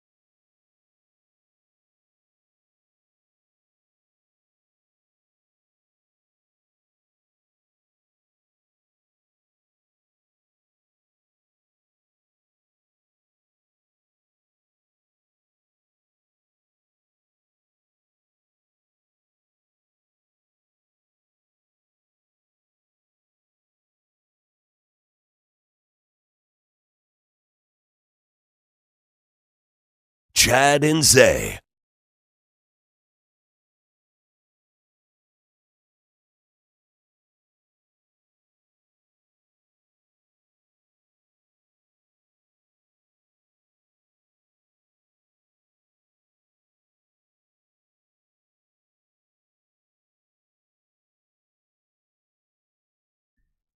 Just getting right to the point. Right to the point. Oh, my God. Yeah, this is going to be, it's going to be a little, it sounds like it would be right up my alley, but it's going to be a little bit off the path for me. I feel like am I supposed to know that voice? There's like multiple names in my head. I always want to go with a few. I'll pick one of the ones I always go with. So like, I don't know, Diamond Head? Manowar. Man-O-War. There it is. Metal All right. Days. Metal Days. Man-O-War. I always think of like Saxon, Man-O-War, and whatever I just said. Those are the three that jump out to me. But yeah, Man-O-War. All right, there you go. What's it called? Metal Days, you Metal said? Days. D-A-Z-E? Yes. That's clever. Say that? Yeah. Oh, my God. My man's got some pipes. Man-O-War, Motorhead, 38 Special, and Don Henley. By the way, I'm rocking. Been a good music day. Oh, it has been a good music day. Hopefully it'll be a good music weekend for my daughter, if not for me. Tomorrow I am going to be rocking the Motorhead shirt to go see one of these One Direction guys. Louis Tomlinson live in Houston. Louis British, so I thought we'd show support. I'm wearing a British band for him, and we'll see how it goes. I'm going to be in there with all those crazy teenagers trying to make sure mine, comes home with me and doesn't go on tour with Louis. So where's this at? This is at Cynthia Woods. Okay. The outdoor, we're under cover. We got the covered seating, so we don't have to fight. I'm not fighting any of those kids on the lawn. Yeah. Because it's going to end up worse than Brittany and Wimby if we were out there. There's no way. I can't have my old. Plus, I learned at the Weezer show, I don't need to be out on the lawn anymore. My stupid old back doesn't need that. I'd rather stand. Can you bring something like a chair? No, not anymore. They've gotten all environmental on the lawns now. Just bring a blanket. Damn. That's all they let you bring. Yeah. It's a shame. Louis no Harry. No, I don't think he is, but she's excited. I'll be interested to compare those two shows because that scream I heard during the Harry show from that crowd, whew, it was savage. Now, Louis the one that wrote a lot of One Direction stuff. That's true. So he helped make Harry. That's right. Apparently they still get along. Okay, that's good. Yeah, apparently they're getting along. So what about Zayn? That's the only one I know. I feel like he's the edgy one. Zayn's the one with the dark side. Dark side. Yeah. Zayn is the mysterious one. Apparently, from what I understand, Zayn and Louis do not get along very well. I respect that. Yeah, no, it's a big deal. I'm sure. Ain't nobody coming to see you, Louis. That's right, Louis. I'm sure. One Direction ain't nothing without Zayn Malik. Why do I know his name? David Ruffin God. has paved the way for every band member that is salty, jealous, angry, and feels like they don't get enough credit in the band. It's so wrong. It's just so wrong that I know all these things. All right, coming up, we'll try to catch up with Jeff Ketchum of OrangeBloods.com. I'll be honest, I texted him, and I have not heard back. He is a busy man. He is busy. Yes, I did not try him during the break, so we may just have to go with the roulette. But you know what? Zay's got something coming up with another NFL list. I'm fascinated by this list. I have not looked yet. It's promising. Zay found a list about NFL quarterbacks and third down conversions that I really want to hear about. We'll either do that at 2 or 2:30 next hour, so be with us for that. Also, I know you like to be here at 1:45 or so every day when Zay tells you where we're at in society. It can get a little weird. Here we go. Where are we at in society today? All right, Zay. Victor Wembanyama and Britney Spears were in a story together this week, so you can't get weirder than that. Where are we going? Very true, but it's going to get very interesting. All right. We haven't talked about Michael Rubin's white party, have we? No, we have not. Yes, Michael Rubin is basically a quadrillionaire, and he's the owner of Fanatics. Oh, okay. Love Fanatics. Yeah, Fanatics is ridiculous. They make big time money, and obviously he's invested in a lot of things. Dude has money, and the dude knows people. At this white party, Chad, were the likes of Kevin Hart, Jay-Z and Beyonce. Now let's clarify. The white party means everybody has to wear white. Yes. Okay. It's not Yeah, like Justin Bieber was there. There too. you go. Yeah, Right. it's not just skin color. It's not like he's saying. That's why I named all these black people There first. you- okay, good. That's excellent. That's good. You front loaded. You front loaded the discussion. Okay, Yeah, exactly. Yes, it's like Wimbledon. Think of it as Wimbledon. Everybody's got to wear white. Yes. Okay. Just a lot of beautiful people looking great in white. That's- from legends like, who am I thinking? James Harden was there. Okay. To Hailey Bieber. See, Justin Bieber's wife. The white's really going to set off that beard. Right. That's really going to be good. It's also a great idea because you find out sometimes people's true beauty, the good looking, whatever the qualities they have. When you wear white, it really shows you off because you got to bring something to it. An all white outfit. Yeah. You got to really show up with People were something. pretty basic. I'm not gonna lie. It was Yeah. all about the watches. The watches, they were ridiculous. Really? Way more than the home that you live in, or whether watches some of these Oh, people I'm were sure. rocking on their wrists. Yep. And where I stay, just ridiculous. Uh-huh. So the highlight of the party was Tom Brady Oh. and Kim Kardashian, I who beg your apparently pardon? were very flirty with each other No. at the white party, dancing together on the beach and hanging out at night. Really? Tom Brady, I see you, dog. What goes through your mind when you've spent that much time with a world-class Brazilian model and then Kim starts flirting with you? What goes through your mind? You're living. Man. You're living. Because, you know, if Tom Brady was still playing, if he was going on, what would this be, year 22, 21? If he were to play this year, something like 22, that. 23, whatever it would be. If he Yeah. was going on, I'd be concerned because we know that Kardashian curse is real. Mm-hmm. And Oh, that's all true. that booty could mess up that beautiful vision that he has on that football field. Yeah, all this means is he'll be a terrible broadcaster. Which he ain't doing this year, Chad. Right, he's taking a break. He's taking a break. This could be the He's year chilling. of, just year of Kim. Just chilling. Dude, now that is an interesting. Can you imagine that? You're one of the greatest that's ever played. Many think you are the greatest NFL player ever. Finish your career, take a year off. You've been married to Giselle. You date Kim for a year, and then you go into broadcasting. Exactly. Oof. Yeah, you don't got to stay along with her too long. Just got to, you know, hang out, chilling, being a player. You Tom Brady. What? You can pull the old, which is real. I just got out of a relationship. I don't want nothing serious. Very easy. And you might look like a D-bag, but yo, it's real. And certainly Kim could definitely play that card because I don't care how long she's been out of it. When you've been in a relationship with Kanye West, there's emotional drama there. Yeah. So she's still dealing with him because they have child or children together. Yeah, kids together. It's multiple kids, Yeah, right? Uh-huh. So all she's- her kids are Kanye. And they're both dealing with the same thing, just with different people. Obviously, Yeah. Kanye and Giselle, I'm assuming, are different to deal with, but they each know what they're going through, right? You went through a divorce with a high-profile person, that things can get a little wacky. So let's just talk about life and love and football. Sierra has written the blueprint on going from crazy-ass rapper to NFL great quarterback. Was Sierra at the all-white party? Yes, she was there. Dude, Sierra in white must be breathtaking. That woman, you know what I mean? Yeah, I in get it. white. I get it. Oh my goodness! When you're talking about all white, I'm looking for somebody that's got at least a mid-level skin color, mid to dark is what I'm looking for. Mm-hmm. That mid, like the light caramel all the way, tan all the way up, and Sierra, ooh, that's got to be perfect. Yeah, you know she was looking right. Oh my so God. look, Kim, very different from Kanye. That's a good move for her.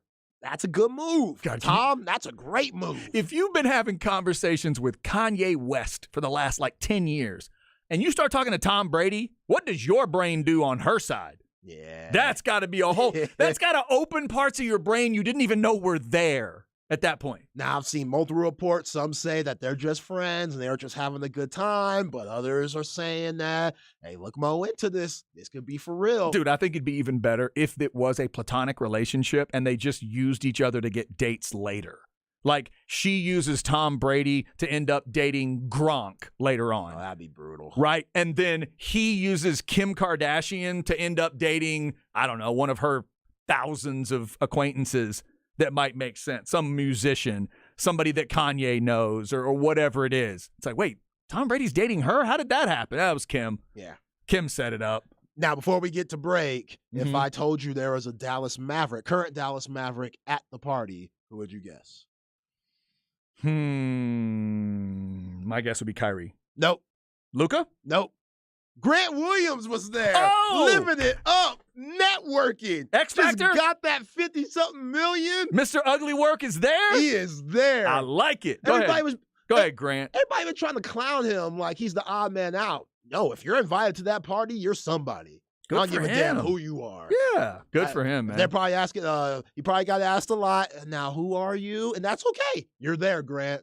Yeah, You're there. right. You're in the building. You're in the building. Just got that big deal. They know you got money in there. That's exactly what he's going to be doing in Dallas. There's going to be a lot of, hey, who are you? Oh, don't worry. You'll find out. You'll find out. You try to make a move in the lane, you will find out who Grant Williams is. Oh, yeah. I love seeing Grant Williams there. The pictures are hilarious. Go do some dirty work for me, Grant Williams, as a Mavs fan. Do what Rick Barnes taught you in Tennessee. Please, please, the Mavs need some of that dirty. I need some nasty. Isn't that what isn't that what Pop said years ago? Yep. Give me some nasty. I need some. Do you think that's going to go into Rick Barnes' recruiting process? Like, hey, I get guys to the league and I get guys to Michael Rubin's white parties. Couldn't hurt. It couldn't hurt at all. Could not hurt. These kids care about a lot of weird stuff nowadays. They so do. I'd pull it up on social media. I'd tell Grant, hey, Grant, send me a video of like you and anyone from that party. Any picture you've got or whatever. I'm going to show it to my guys after a film session. Absolutely, I would do that. Yeah. That'd be my next move if I'm Rick Barnes. All right, 2 o'clock hour coming up. We'll see if we can catch up with Jeff Ketchum, talk some Longhorns. We'll definitely talk some NFL quarterbacks as well when it is 3rd and long. Who are the best quarterbacks in the NFL for converting that 3rd down? Zay's got the list. It sounds like there's some surprises on there. I'm a Cowboys fan, so you know I want to know where number 4 is. We'll find out on the Horn.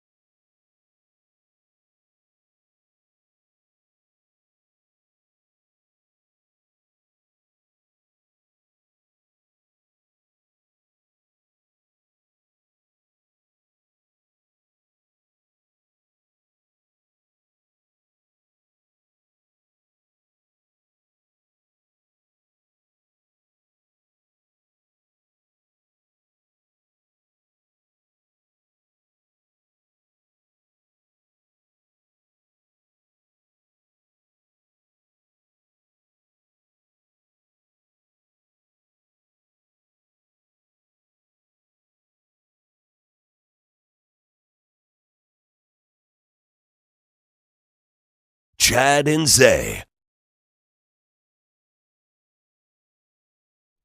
Okay. Hour number 3 on a Friday. Hope you're having a good 7-7. It's Chad and Zay. I'm Chad Hastings. He is Isaiah Collier. He's got a beat for you to start every third hour. This one's got a little bit of something to it. A little bit of, a little bit of steel drum kind of a vibe to it. What do you got, Zay? Yeah, a little Latin vibe here. Yeah. Jagged Edge, Where the Party At, featuring Nelly. Classic, man. Jagged Love Edge. this song. How far back are we going here? Early 2000s. Oh, not so right far. when Nelly was really popping. Okay. I say not so far back. That's like 20 years ago. Yeah, it's a little hot minute. God, it's It's a 23 little hot years. minute. Jagged Edge featuring Nelly. Okay, is this pre, post, or during the Band-Aid under the eye? Yeah, it's Band-Aid under the eye. We're right Nelly. there. Right there. Okay. Band-Aid Prime. under the eye. Prime Band-Aid time for Nelly. All right, Jagged Edge starting the hour with this Friday. Got a lot to get to. We've talked some NBA. Wembanyama and the Spurs tonight. How much does he play against Charlotte? That's 8 o'clock on ESPN. And yes, we've given you the latest on Brittany and Wembanyama. Police are not going to pursue anything. Nobody gets charged with anything. And they now believe that the Spurs security guy's arm hits Brittany's hand, and then Brittany's hand hits her own face. That is what happened. I can't believe I just said that out loud as part of my job. Let's go to the Vaqueros Cafe and Cantina hotline and talk to Jeff Ketchum of OrangeBloods.com. Deep down, he loves a crazy story like that, too. Ketch, how are you? Not only do I love that crazy story, we have to start there. Like, first of all, you broke that news to me. So that is the exact reason why you do that's why you update. Right. You can't assume that the person who's tuning in at 2:07 has heard what the person at 1:57 heard, right? So thank you, because you made me giggle a little bit. Like, I definitely chuckled. It is such a wild story that of all the people, it's like of all the gin joints in all the world, right? This could have been a random teenager. It could have been some, backup safety at a D2 school. It could have been somebody's grandmother. But no, it was Britney Spears that was trying to get Victor Wembanyama. It's unbelievable. It's crazy. It's just crazy. And there's one other person that you could throw into that story where I would equally believe it. If you had said that it happened to Jessica Simpson, I would have been like, yep. Yep, right. Exactly. Yeah, she got her own luggage, too. Her own hand hit her in the face.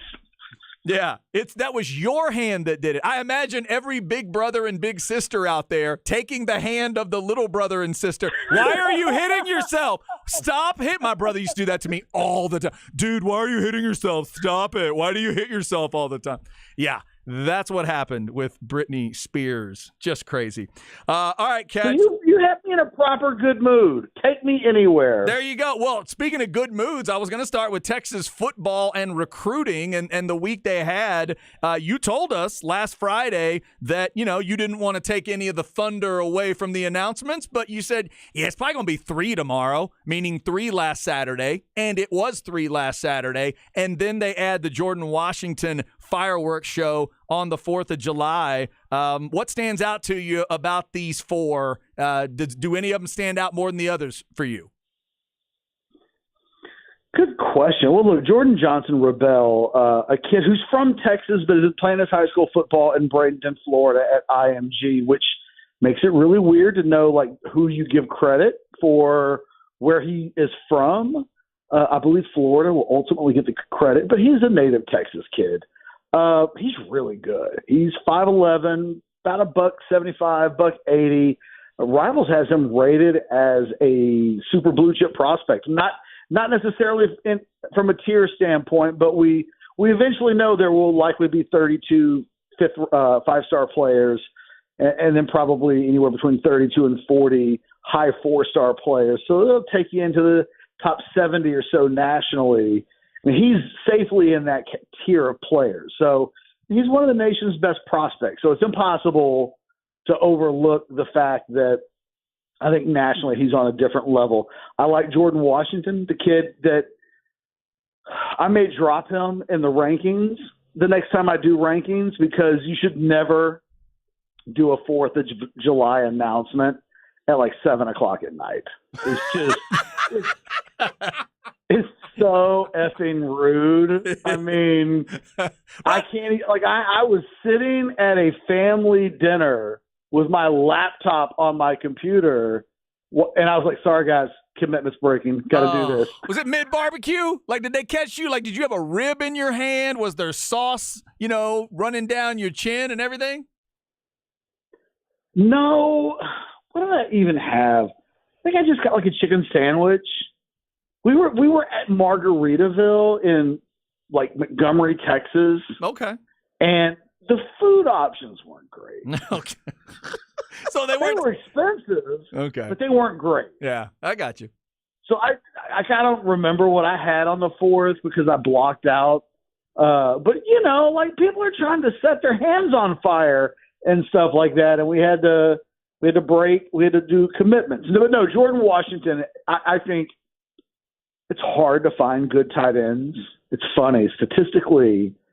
The highly rated tight ends from the state of Texas is worth its weight in gold. They hit historically at an incredibly high rate, but they're far and few between. It's really hard to find really good tight ends.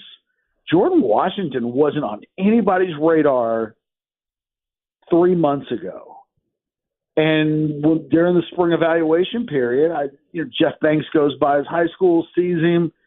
Sees his film. This guy's really good, so they offer him a scholarship. Texas A&M soon follows. The next thing you know, Nick Saban's offering the kid a scholarship and wants him to come in for a visit. He's 6'5", he's 220. That may be ish. It could be 6'4.5", 215. This is a guy who looked like. I think he looks 220. I think he plays 220. He blocks. He catches the ball. He is a mismatch in the passing game against opposing linebackers. Basically, he's a tight end with a really strong pulse. So that by itself makes him noteworthy in this conversation. I have him ranked as a state top 25 player. Almost 2 of the major recruiting services don't have him ranked at all. And then 2 of the recruiting services, including Rivals, have him ranked as a high 3-star tight end. I think he's better than that. And I think the rankings will eventually catch up. I think that he's a borderline mid 4-star type of a guy. I think he's got a real chance. Like, players at that tier don't hit more than they miss. But I think if he hits, he's got a chance to be really good. He's really talented. He's just, you can see he still needs to develop his body a little bit, and he's probably got to learn how to be a modern-day tight end. Catch, the media just put out the preseason rankings for who will win the Big 12, and the Texas Longhorns on top of that list. Anything about that or the rest of the list surprise you? No, not really. I think it's kind of interesting, really. I mean, look, Texas makes a lot of sense. It's almost hard. I couldn't tell you who was going to be second. And I think that's what was interesting, was to go, okay, so the media really thinks it's going to be Texas and Kansas State in the Big 12 championship game. Like, I haven't figured out in my head what in the world the Big 12 even is in 2023. And kind of when I looked at the list, it told me that nobody else can either. I think that's probably fair. Yeah. We kept, and Zay was one of the first to bring it up, but I think it is an interesting note. The media is saying that the offensive player of the year will come from the team that finishes 9th in a 14-team conference. That is a weird statement to make. Wouldn't you agree? Well, it goes right to the point that I just made. Like, we don't know. Yeah. We don't. And honestly, last couple of years in the Big 12, the teams that have, whether it's Baylor 2 years ago, whether you want to look at what TCU did, and I know they didn't win the conference championship, but they were the national runner-up. These are teams that were picked to finish in the bottom or the actual bottom in the Big 12. And this has been a conference where up is down and down is up, and dogs and cats are playing nicely together. I think this conference, we know there's a loop that's going to be thrown at us. I don't know who it is, otherwise it wouldn't be us being thrown for a loop. But somebody in that bottom half of the conference is actually going to turn out to be pretty good. And maybe they get really good quarterback play out of nowhere when you're least expecting it. But yeah, it's a conference. It's so hard to look at the conference and know which games this season that Texas is going to be in, that they're going to be tough games. We know they're out there. We know there will be road games where there will be hurdles and things that they have to clear in order to win those games. But at this point going into this season in the Big 12, Texas is about the only thing I think we can actually put our finger on and say we know what they're going to look like. We know what that team should be. I really struggle with the rest of the conference, although I'm not dismissing it, right? I'm not cavalierly saying Texas is just going to mop everybody up. I'm just saying I think we kind of know who Texas is. I know nothing about the other teams in this league and how good they're going to be. Yeah, I was going to ask, Catch. Another thing that stood out to me, you mentioned that Kansas State being second was kind of a story there. I agree with you. I didn't know who it was going to be. I was wondering if it was going to be one of the two purple teams. It does end up being K-State, but we get 6 teams total that got votes. Let me ask you about the other 4. Oklahoma got 4 votes. Tech got 4 votes. TCU got 3 first-place votes, and Oklahoma State got 1 first-place vote. Of those 4 teams, who do you think is the most dangerous team based on the schedule that could really mess up what Steve Sarkisian's trying to do? Well, that's a good question. Look, there's a little bit of benefit of the doubt that I'm willing to give TCU. They were also really aggressive in rebuilding their team through the portal, and I think they're going to be good. I think we know that where that game is going to be played, so that could be rough. I had this conversation with Anwar earlier today on a YouTube video that we did for Orange Bloods, which is you take Texas and Oklahoma, because I think Texas is 9-3. And I look at the Oklahoma game, and he said, I think it's 50-50. And I said, I think it's probably 60-40 Texas today. That's how I see that game. But that's really close to a coin flip. So one guy thought it was an actual coin flip, and I thought it was at a percentage that's pretty damn close to a coin flip. So that's a losable game. I mean, we all know Oklahoma. If Oklahoma's not better and Dylan Gabriel gets hurt and they play with a quarterback that's incapable on a team that's not very good, man, they got something going wrong with Brent Venables. Like, he's not the guy. If last year is a repeat this year, I think they're going to be better. I think Dylan Gabriel's okay, but he'll be an older okay guy, and sometimes those older okay guys end up being better than okay. And look, Texas Tech, I've had more Texas Tech fans in my mentions who are like, our quarterback, Tyler Shaw, is better than UT's quarterback. They think the recruiting at that position in the future is going to be better than whatever Texas has. Texas Tech fans think these two things. They've got better quarterback play than Texas. They've got better head coaching than Texas. If that head coach down in Lubbock is as good as the people in Lubbock think he is, and I actually think he's really good. I mean, I've said it before. I think he could be the guy that ultimately replaces Jimbo whenever A&M finally decides that there's enough money on there that they can swallow instead of not swallow. Or, maybe Jimbo just fades into the sunset after he wins a national championship. One day, I think the guy in Lubbock has a chance to be good enough to be at either Texas or Texas A&M. I think A&M could open up quicker than Texas. We shall see. But if that guy's that guy, then that game could end up being the toughest. So I think all 3 of those games are games that for different reasons could end up being the answer. If I had to choose one, I probably would pick TCU because of that game being on the road, and I still don't trust Texas in true road games. Yeah, I think I agree with you. All right, let's get one more, Zay. Yeah, Cash, before he lets you go, Coach Terry and this Texas basketball team just picked up another guy in the transfer portal, Ethiel Horton, out of UCF, and this might be the final completion to this roster. What do you think about that get yesterday? It's good. And I will say this, I still don't know what to think of Rodney Terry as a long-term answer as the basketball coach at Texas. I don't know if he's elite. I don't know if he's the best that Texas could get. I know that he was the best guy for the job a year ago when this program was thrown into flux, and he led them deeper than they've been in a really long time. I questioned personally his ability to build a team that could compete at a really, really, really high level. And I think he's actually done a pretty masterful job in some in a pretty tricky situation for them to lose their two biggest, for the recruits that they thought they were going to have, to peel off on them and to just suddenly have so much to rebuild. I think he's done an excellent job. I don't know how all of the pieces completely fit together. Like, that's the next part of the job.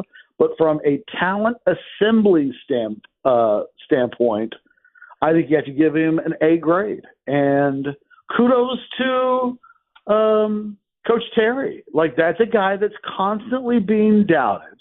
And certainly through this point of him having the job, at going all the way back to when Coach Beard needed to be replaced, he's answered every single question that's been asked of him along the way, and this has been one of the questions that would be asked of him. You couldn't assemble a good team in these other places. What are you going to do when they're not Chris Beard's players? Well, these are Rodney Terry players, and they still got to play well, right? We'll forget this conversation in 6 months if they suck. But on paper, he has assembled a team with experience and a team with a lot of talent, and a team that should be really good this year. And if they're not, that would be the knock, that he can't coach a team, really coach one. But I'm kind of getting tired of constantly asking these. He's answering all the questions, and at some point, you got to start giving guys the benefit of the doubt when they do answer questions. He's not tripping up on hurdles. And I think that's the best thing that you can say about Rodney Terry. It's only July, but, hurdles are easy to trip over. There's a reason why Chad and I never ran hurdles in high school. Like, lots of falls. It's a long list. Rodney Terry, you know what I mean? Wow. Like, wouldn't it suck to have to do that every day, just constantly fall down? Rodney Terry's not falling down, and that doesn't feel insignificant, quite honestly. Yeah, Catch, I'm going to take Longhorn fans way back on this one and tie it all together. There's a reason I didn't run hurdles and Justin McLemore did. That is the way. That's the way I'll say that, because there ain't nobody run hurdles like I saw Justin run them back in the day. Shout out to Waxahachie's own Justin McLemore and the Longhorns' Justin McLemore. After that, all right, that's Jeff. Is that Justin McLemore's first radio reference on Austin radio? And no, how dare you? How dare you insinuate that I would have been doing this long and never brought up Justin McLemore? It's been a minute, Catch. It's been a minute. How dare you for insinuating that? Do you remember the last time that you dropped a Justin McLemore reference? I don't remember exactly when it was. Normally when track and field stories come up, it comes up. I'll tell it, Justin. I bet I work Justin in probably twice a year if I can. Wow. He was something else, man. So you are the president of the Justin McLemore fan club. I did. I dug me some Justin McLemore back in the day. Yeah, I got a couple Justin You're stories. Still He's from your paying hometown. dues at the very least. Dude, he's one of the great athletes that ever came out of my hometown. Got some good legendary stories. I love it. You're a dues paying member of the Justin McLemore fan club. You need to put that on your bio. If you were in Waxahachie at that time, you had to be. You had to be in the Justin McLemore fan club. Don't make me go telling Justin McLemore stories, Catch. I'll tell them. I got them. Come on. I know you got to go, but if you're in a small diner in Waxahachie and you say the words Justin McLemore, are at least three old guys going to turn around and inject themselves into the conversation? Because, boy, do they have Justin McLemore stories, too. Yes, and I'll probably get a free drink. That's what's happening. That is Jeff Ketchum, orangebloods.com, at GKCatch on Twitter. Always good to talk to you, sir. Have a good weekend. Likewise, guys. Have a great one. Thanks, Catch. We got to talk some Justin McLemore. You and I have not talked any Justin McLemore on this show. We have not. God, he was fantastic. Just an incredible athlete back in the day at Waxahachie, and then spent what felt like 12 years at Texas as a receiver. Just felt like he was here forever making plays. All right, thanks to Catch for his time. Up next, let's get into this quarterback list that Zay found in the NFL. This is just for last season, Zay? Yep, 2022. Last season, when it was 3rd and long, who was the best quarterback for converting that 3rd down? Oh, I got to hear this list. And is number 4 even on the list? We're going to find out on the Horn.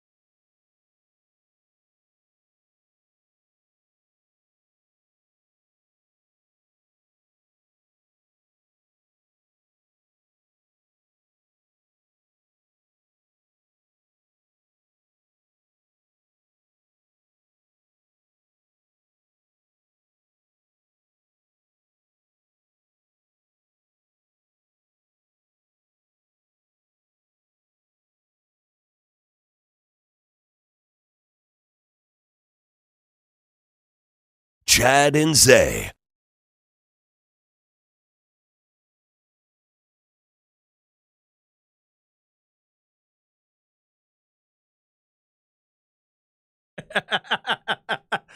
All righty, we are rolling through a Friday. True poetry, you can tell. Do I have a shot here, Zay? Probably not. This feels like we're going back a little ways, but maybe Yeah. not far back enough. I don't have it though. Who is it? This is the Clips, Oh, produced by Pharrell okay.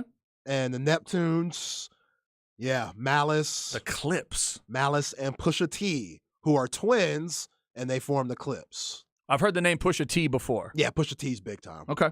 The Clips to go with, get this lineup, Manowar, Motorhead, 38 Special, and Don Henley. If we could just get the Clips and Manowar in a concert together, I mean, those fan bases need to meet each other. Oh, that'd be turned the hell up. Let's get some beers flowing, whatever, beers, other substances. Oh, man, there'd be more than just beer at that show. Beer, pills, and pot, whatever you need, it's there and ready to roll when Manowar and the Clips, they'll just share. They'll just do go out on tour. Just back and forth. Who's going to headline that show? We're glad you're with us today. Tonight, if you're a Spurs fan, you might get your first sight of Victor Wembanyama in the uniform, making some moves. Zay's guessing maybe it's 20 minutes. I'll watch that. If he's going to play for 20 minutes, let's see what it looks like. 8 o'clock, ESPN. Charlotte is the opponent, so Brandon Miller on the other side. Let's hope so. And Portland and Houston are at 6 if you want to go there, Rockets fans. Amen Thompson? Yeah. Maybe? Amen Thompson, then Scoot Henderson on the Portland side, so number 3 versus number 4. Oh, I forgot about Scoot. Oh, yeah. Good point. Golden State and the Lakers a little later on. Who's interesting there for you? Is there anybody we need to care about? I know who I care about old guy-wise, but any young guys we'd care about? Yeah, Jalen Hood-Schifino for the Lakers. He's been solid. And what's it called? The Golden State Warriors. They got a couple of guys, that Jack Harlow-looking cat from Santa Clara. I always forget his name. Like Pazinski, I don't know. He has to show me a little something before I keep remembering his name on a consistent basis. Hey, but he's out of Santa Clara. He's solid. Who's the big center from, is it UCLA or USC? It's got the cool name. Maybe not drafted by one of those teams.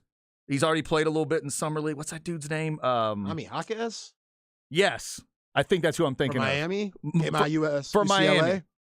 He's looked all right so far, right? He's looked pretty good. Yeah. He's looked pretty good. Yeah. I like his game. The Summer League continues tonight. 3 games on ESPN if you want to check it out. All right, I want to check out this list Zay found with some quarterbacks. Let's get into why today matters.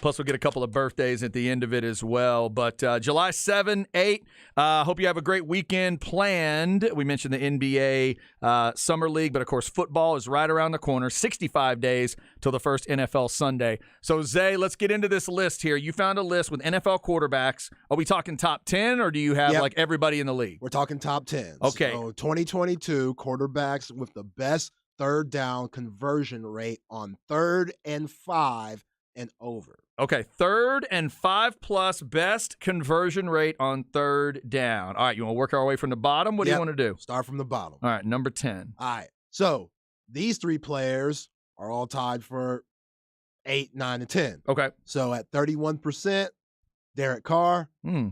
when he was with the Vegas Raiders, obviously. Sure. Jalen Hurts. Oh, okay. And Josh Allen. Interesting that Hurts is that low. I would have thought he maybe be a little higher, especially with as many of those sneaks as they run. I mean, yeah, that's true, but they always go for it for 4th down. So but that's a 4th down sneak usually. So yeah, maybe. they usually just get what they need to, and then they go for it on 4th down. But yeah, a little interesting there. Okay. At 7, 34%, Joe Burrow. Burrow, okay.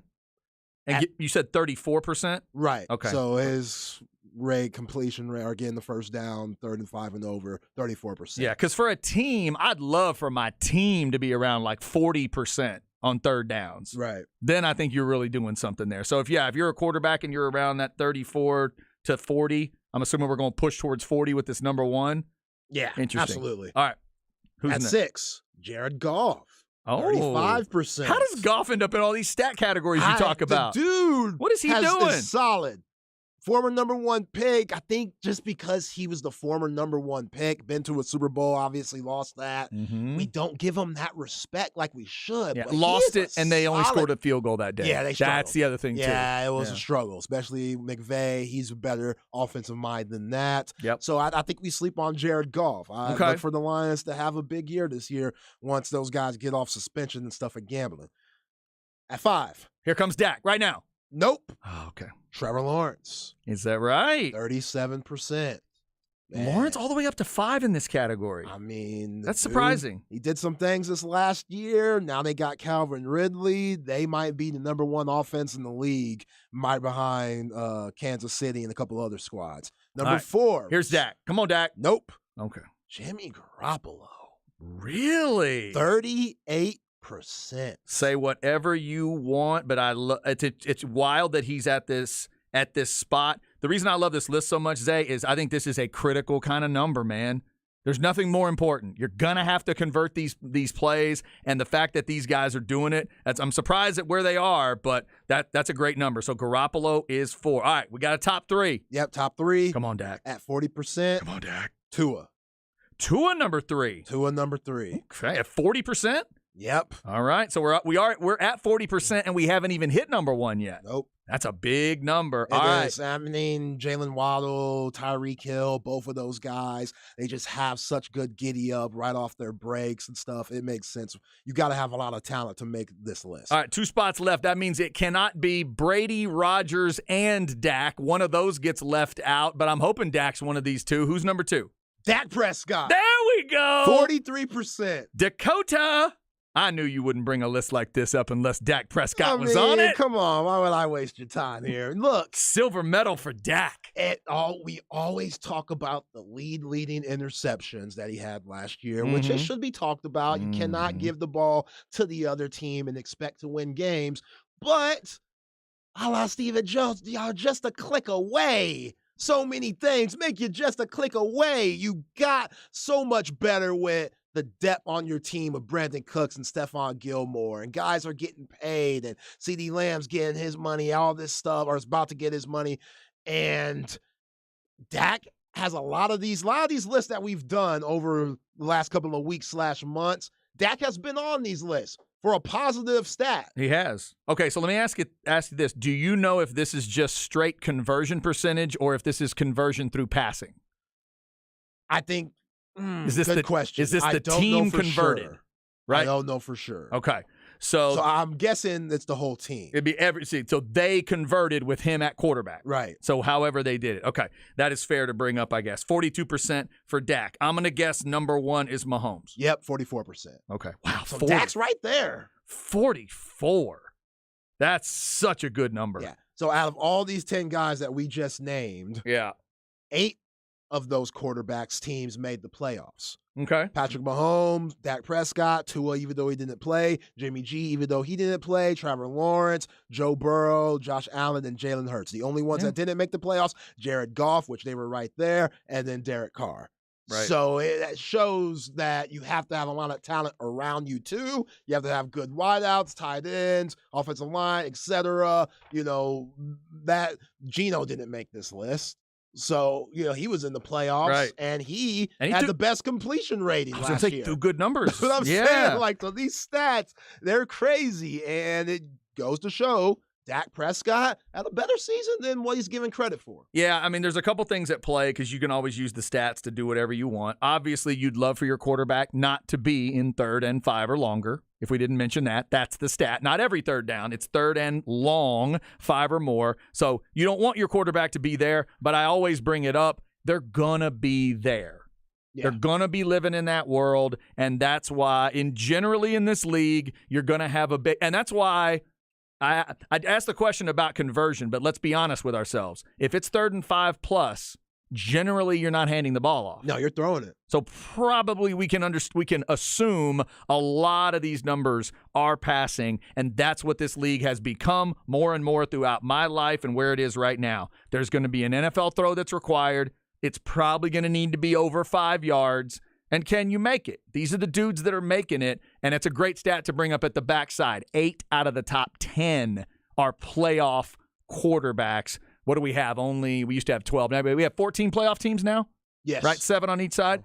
So 8 of those guys that are in the playoffs are in the top 10 of that category. That's important. Yeah, and quarterbacks have the most freedom that they've ever had on making decisions at the line and changing plays and stuff, and that goes into it too. The fact that Dak's able to go up to the line on 3rd and 5s and more and be second in the league from the decisions he's making, whether it's a run play or a pass play, what he's seeing on the field before the ball's even snapped is huge. He just makes some bad decisions at times trying to force the ball in there. If he dials that back with what Steven and Jerry Jones have done in the offseason and guys getting a year better like CeeDee Lamb and Micah Parsons, you bring back Dan Quinn. Yes, Mike McCarthy, his play calling is going to be huge, but seeing all these stats on the positive side for Dak Prescott, I think it's huge. And yeah, cut back those turnovers. The Cowboys, they're right there. I wonder what Mike McCarthy would do with that number if you showed it to him. Because that doesn't speak to where he's going specifically, as you've talked about. But if I show him those numbers and I say, all right, coach, 3rd and 5 or longer, your guy's second best in the league behind only Mahomes at converting that 3rd down. So you trust him on 3rd and 6, right? I still think. Because you have to. I still think him going out and saying we're going to focus on running this year is bullcorn. You still think he's challenging number 4? I think he's challenging them. We will see if it works. Those are big numbers there for number 4. Good stuff there from Zay. NFL is right around the corner. We're only 65 days away from the first big Sunday. We did mention Goff there and the Lions. Remember, they're in that first Thursday night game, 62 days away from Mahomes against Goff on that Monday night. That'd be number 1 and number 6 on that list that we just went through. All right, coming up in Stems and Seeds, dog experts will tell you that bulldogs don't go that fast. Don't tell that to the police department in the state of Georgia because they can't stop driving fast. We'll tell you about the latest name next on The Horn.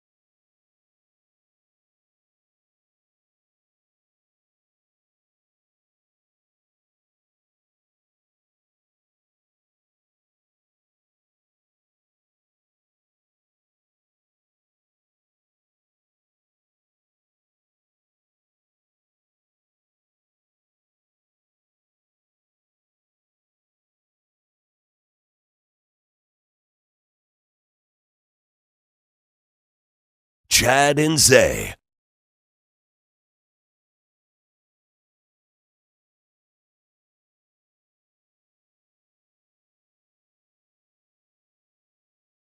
Oh, my goodness. Oh, man. Finishing up on a Friday with the Tootsie Roll. Did this act have anything other than this? Left, to the left, I'm sorry. to the right, I interrupted to the front, to the front, the to the choreography. back, to the back. Oh, man. Now slide. Did you do the Tootsie Roll? I mean, they're giving you the instructions right there. It should be very simple. Isn't there a somebody scream somewhere in here? No?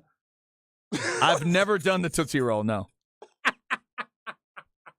Doesn't he say somebody scream at some point? I don't. Maybe. Maybe dip. I mixed up the dips for the Tootsie Rolls. Yeah, I think the 69 Boys, this was it. Okay. I was going to say, I don't quite know this one. 69 Boys is who did this? Yep. Okay. 69 Boys. Any idea where they're from? Nope. Okay. They're from Tootsie Roll Land is where they're from. 69 Boys, The Clips, Manowar, Motorhead, 38 Special, Don Henley, the Jagged Edge beat to start the hour. It's all been on the show today. This is Get 'Em Out on the Dance Floor, right? Oh, yeah. Are we playing this at weddings through the years, you think? Yeah. Not as much. The parent- You hear the Cupid Shuffle and Okay. different songs. There used to be a classic R. Kelly step song that you can't play no more, which, God, you gonna make me swear on air, No, R. don't do it. Kelly. No, it's tough. Come on, Yeah, man. can't You do messed that. up a lot for everybody. That's tough. You deserve everything you're getting Yeah, that's rough. in the pen. There was a day where trying to choose between the R. Kelly tune for the wedding and the Tootsie Roll was an easy choice. Very easy. Now it's easy for a whole different reason. Yeah. Yeah, totally different reason. All right, before we get out of here, let's get you some stems and seeds. Will somebody slow down these dogs, please? No stress, no seeds, no stems, no sticks. Brought to you by AV Consultations, 255-8678, or go to avconsultations.com. No, seriously, stop these Georgia Bulldogs. Another Georgia player is going too fast. 88 and a 55 for outside linebacker Samuel Mpemba, and he got his citations about an hour before another receiver on the team appeared in court and pled guilty to 90 and a 45. All right, Kirby. What? No more of this taking guys on the lake, having fun, doing stuff off the field.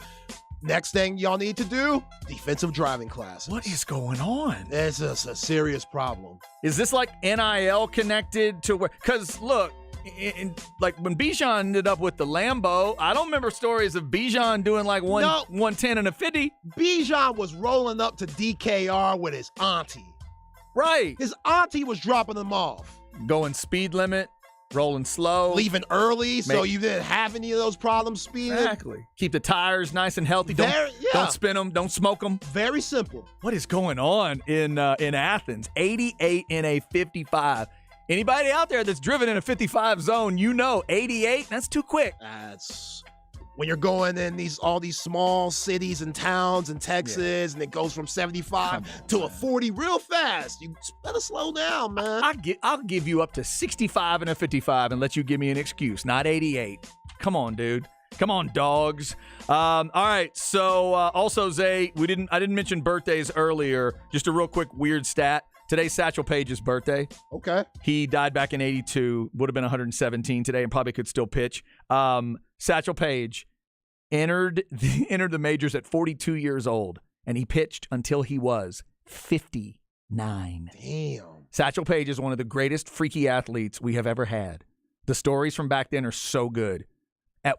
Sometimes he would actually tell his infielders to sit down or lie down on the field, and then he would strike out the side. So disrespectful. Just to disrespect the other team.